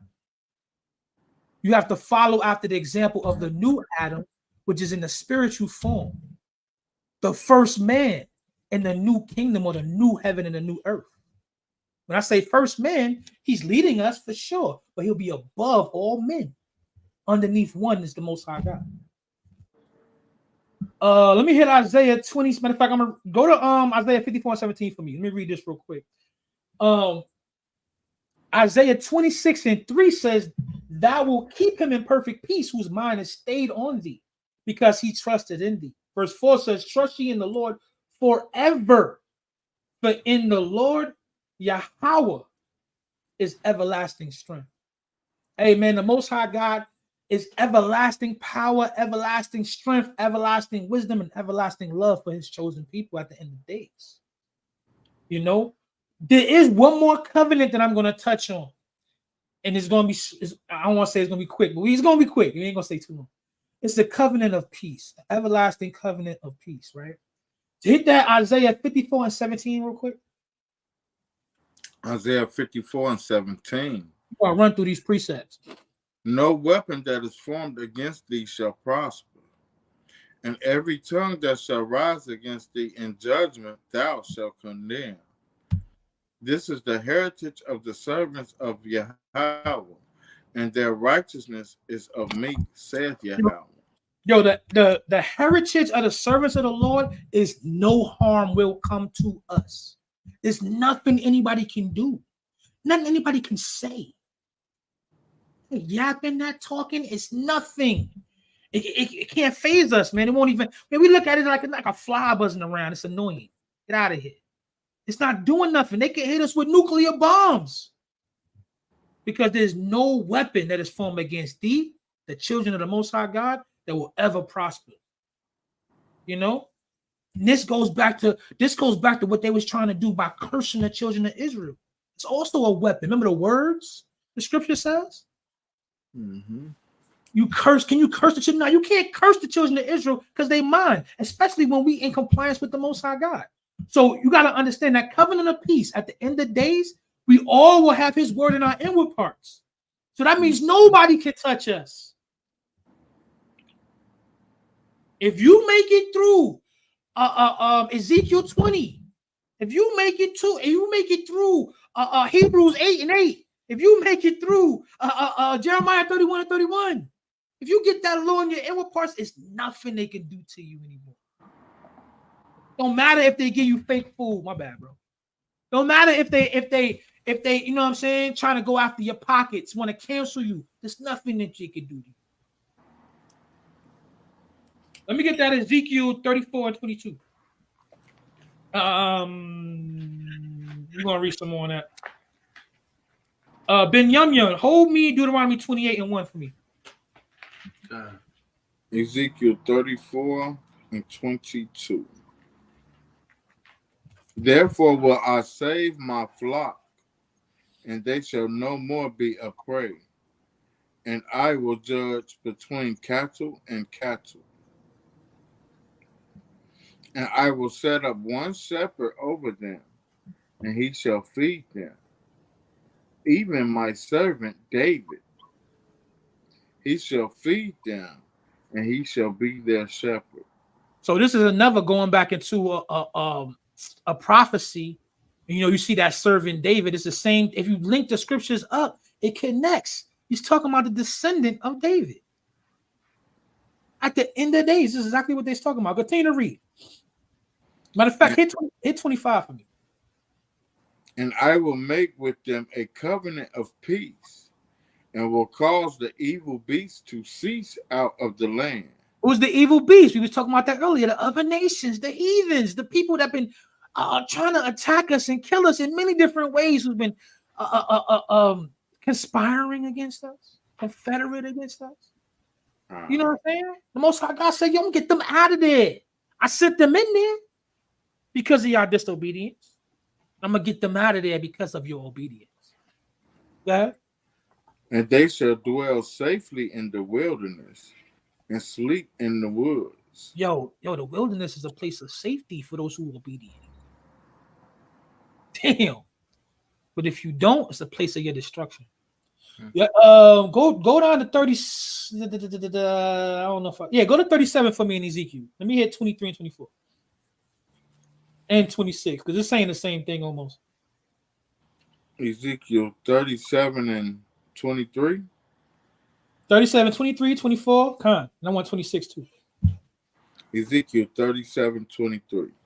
Neither shall they defile themselves any more with their idols, nor with their detestable things, nor with any of their transgressions.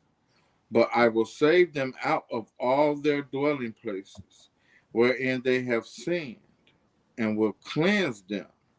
So shall they be my people, and I will be their God. And David, my servant, shall be king over them. And they all shall have one shepherd. They shall also walk in my judgments, and observe my statutes, and do them. Hey, we know what this is talking about. Hit verse 6 for me. Hit 26? Yeah, hit 26. I'm slacking. Hit 26. Moreover, I will make a covenant of peace with them. It shall be an everlasting covenant with them.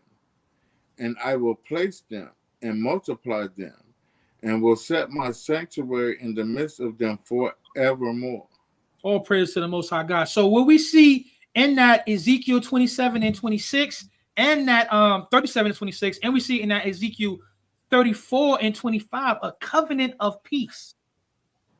No more war, no more attacks, no more diseases, no more GMO foods, because all of it is war against the children of the Most High God. No more pork skin sausage, turkey sausage, and pork casings. We ain't got to deal with. I ain't got to read that down there at the bottom in small letters no more with a microscope, magnifying glass. I ain't got to read that no more, man. Come on.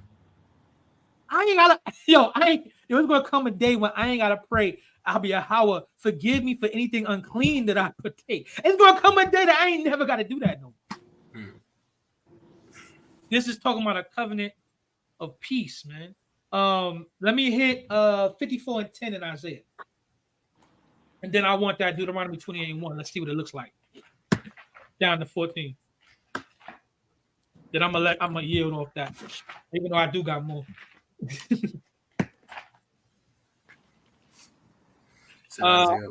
54:10, and then Deuteronomy 28:1 through 14. This is the book of Isaiah, chapter 54, verse 10. For the mountains shall depart, and the hills be removed. But my kindness shall not depart from thee, neither shall the covenant of my peace be removed, saith Yahweh, that hath mercy on thee. Hey, we don't even understand that the Most High God is still at this very day, through all of our disobedience, still wants us to have peace. He still wants us to have peace. Why? Because just like you as a father, you love your son and you love your daughter, you want her to have a good life. You want her to have peace. The Most High God wants the same for us. Yeah, it's frustrating when they don't listen, aggravating. You know what I'm saying? I might have to smack them up, might have to do something to them, might have to remove or take away funding or protection or things, because you got to learn on your own. But at the end of the day, I want you to learn. I want you to get it. This is the same thing the Most High God has. The same thought process the Most High God has for us. You know what I'm saying? That we have for our children, and I love them. Y'all got something before we hit this last couple of verses? Yo, I'm gonna read it, Ben Yum Yum. You got something before I read it though? What you reading? 28? I'm gonna read that Deuteronomy 28. Nah, I haven't. All right. If you want to, go to Isaiah 54:7. So I just want to show real quick what it looks like. You know what I'm saying? What it looks like. We read Deuteronomy 28 and 15 on down. The curses all day. Why we don't touch the blessings? The Most High God gives us a covenant of peace. Why we ain't looking forward towards this? Why we dismiss this and always go to 15? We'll go to 1 and 15 and then read the curses. Well, you know what? I'm tired of that. I want to be blessed. I want y'all to be blessed. So this is what we're going to focus on today. Deuteronomy 28:1. And it shall come to pass, if thou shalt hearken diligently unto the voice of the Lord thy God, to observe and do all his commandments, which shall command me this day, that the Lord thy God will set thee on high above all nations of the earth. And all these blessings shall come on thee and overtake thee, if thou shalt hearken to the voice of the Lord thy God. Blessed shalt thou be in the city, and blessed shalt thou be in the field. Blessed shall be the fruit of the body, and the fruit of thy ground, and the fruit of thy cattle, and increase of the kind, and the flocks of thy sheep. Blessed shall be thy basket and thy store. Blessed shalt thou be when thou comest in, and blessed shalt thou be when thou goest out. I want to touch on that real quick, right? Blessed when we go into the kingdom, and blessed when we leave in the kingdom. Protected, loved, cared for. All resources given. I just wanted to point that out. Where we at? Verse 7, right? The Lord shall cause thine enemies that rise up against thee to be smitten before thy face. They should come out against thee one way and flee before thee 7 ways. The Lord shall command blessings upon thee in thy storehouses, and all that thou settest thine hand unto. And he shall bless thee in the land which the Lord thy God giveth thee. The Lord shall establish thee an holy people unto himself, as he has sworn unto thee, if thou shalt keep the commandments of the Lord thy God and walk in his ways. And all people of the earth shall see that thou art called by the name of the Lord. Right now, they don't see that. You know what I'm saying? And they shall be afraid of thee. And the Lord shall make thee plenteous in goods, in the fruit of thy body, in the fruit of the cattle, in the fruit of thy ground, in the land which the Lord swore unto thy fathers to give thee. The Lord shall open unto thee his good treasure, the heaven, to give the rain unto the land in the season, and to bless all the works of the land, of thine hand. And thou shalt lend unto many nations, and thou shalt not borrow. And the Lord shall make thee the head and not the tail, and thou shalt be above only, and thou shalt not be beneath. If thou hearken unto the commandments of the Lord thy God, which I command thee this day, to observe and do them, and thou shalt go aside, and thou shalt not go aside from any of the words which I command thee this day, to the right hand or to the left, God, to serve them. Hey, listen, that's what it's looking like. People don't want to hear that. People jumped off the class off that. You don't want to hear the blessings? You don't want to hear the blessings? Nah, they're like the curses. Shoot. I want to hear the blessings. I want to see the blessings. I think the blessing should come out every week. Tell you the truth. Positive reinforcement. Positive reinforcement, right? Yo, you can do anything as a child. Somebody should be telling you you can be what you want to be. You can be a doctor. You can be a lawyer. You can be somebody. Wasn't that a song? You could be the children of the Most High God. It's like, wasn't there a song that said something like that? I can be anything I want to be, something like that. If I work hard at it, I can't remember what the song was called, man. Yeah, there was a song. There was a song, literally almost similar to the words you just said. I can't even call it, but if it was, all praise to the Most High God, man. Hopefully it inspired. It's just a nice song. I know I can. I know. Yep, there you go. See? I want to be. Yeah. Yeah. Hey, Brew. That's right. And you said Nas. You know I know Nas. So. Man, minute was someone from New York. He automatically came back in his mind. Yeah, as soon as you said I know I can. I wish I knew about that in Chicago. Hey, listen, hit that Isaiah 54, 7 through 10. Baba Kasha. Isaiah 54, verse 7 through 10. And I'm ending my class on that. God, this is the book of Isaiah, chapter 54, verse, you said 7? God. For a small moment have I forsaken thee, but with great mercies will I gather thee. In a little wrath I hid my face from thee for a moment, but with everlasting kindness will I have mercy on thee, said Yahweh thy Redeemer. For this is as the waters of Noah unto me. For as I have sworn that the waters of Noah should no more go over the earth, so have I sworn that I would not be wroth with thee, nor rebuke thee. For the mountains shall depart, and the hills be removed, but my kindness shall not depart from thee, neither shall the covenant of my peace be removed, said Yahweh that had mercy on thee. So all praise to the Most High God, man. The Most High God has been showing us covenants, promises, blessing us from the beginning of time.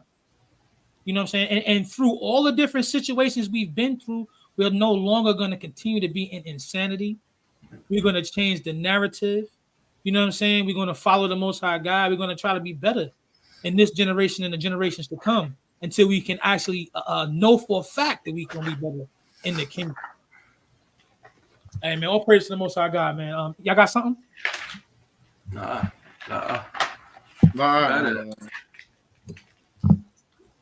Hey, man, all praises, man. I hope it was edifying. I know most of people know a lot of that material, but it never hurts to go back over it, especially since we constantly having those type of conversations about the covenants. So it never hurts to go back over them, go through them. You know what I'm saying? Have your notes tight and being able to understand and explain what these covenants mean and who they're actually for. All praise to the Most High, man. Hey, man. Man, with that being said, man, I guess we get ready to end it out. Y'all ain't got nothing. Let's get that Daniel. Hope y'all enjoy the rest of y'all Sabbath, man. Have a blessed day, man. Stay in the spirit. You know what? Man, pray that the Most High don't take his spirit away from you, because that's been my prayer.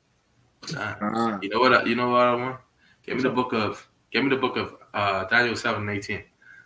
Let's get that. This is the book of Daniel, chapter 7 and verse 18.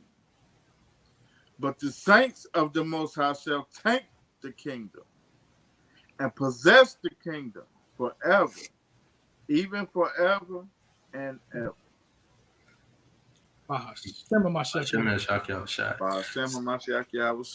So you see in that verse right there, the Most High said, we're going to take the kingdom forever. We're going to take the kingdom forever. The saints of the Most High. We know what the saints is. Now you're going to start a whole new lesson. All praise to God. Let me get the book of Psalms. Let's get the book of Psalms.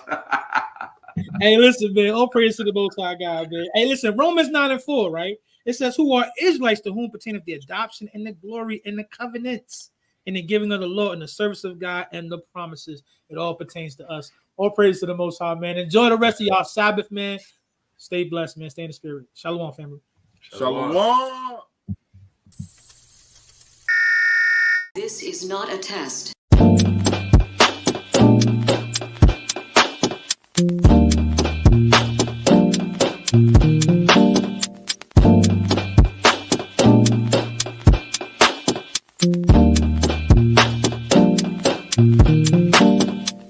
Black skin, black sauce, black Jesus, black music, black skin, black sauce, black Jesus, black music, black skin, black sauce, black Jesus, black music, black skin, black sauce, black Jesus, black music, black music, black music, black music, black music, black music.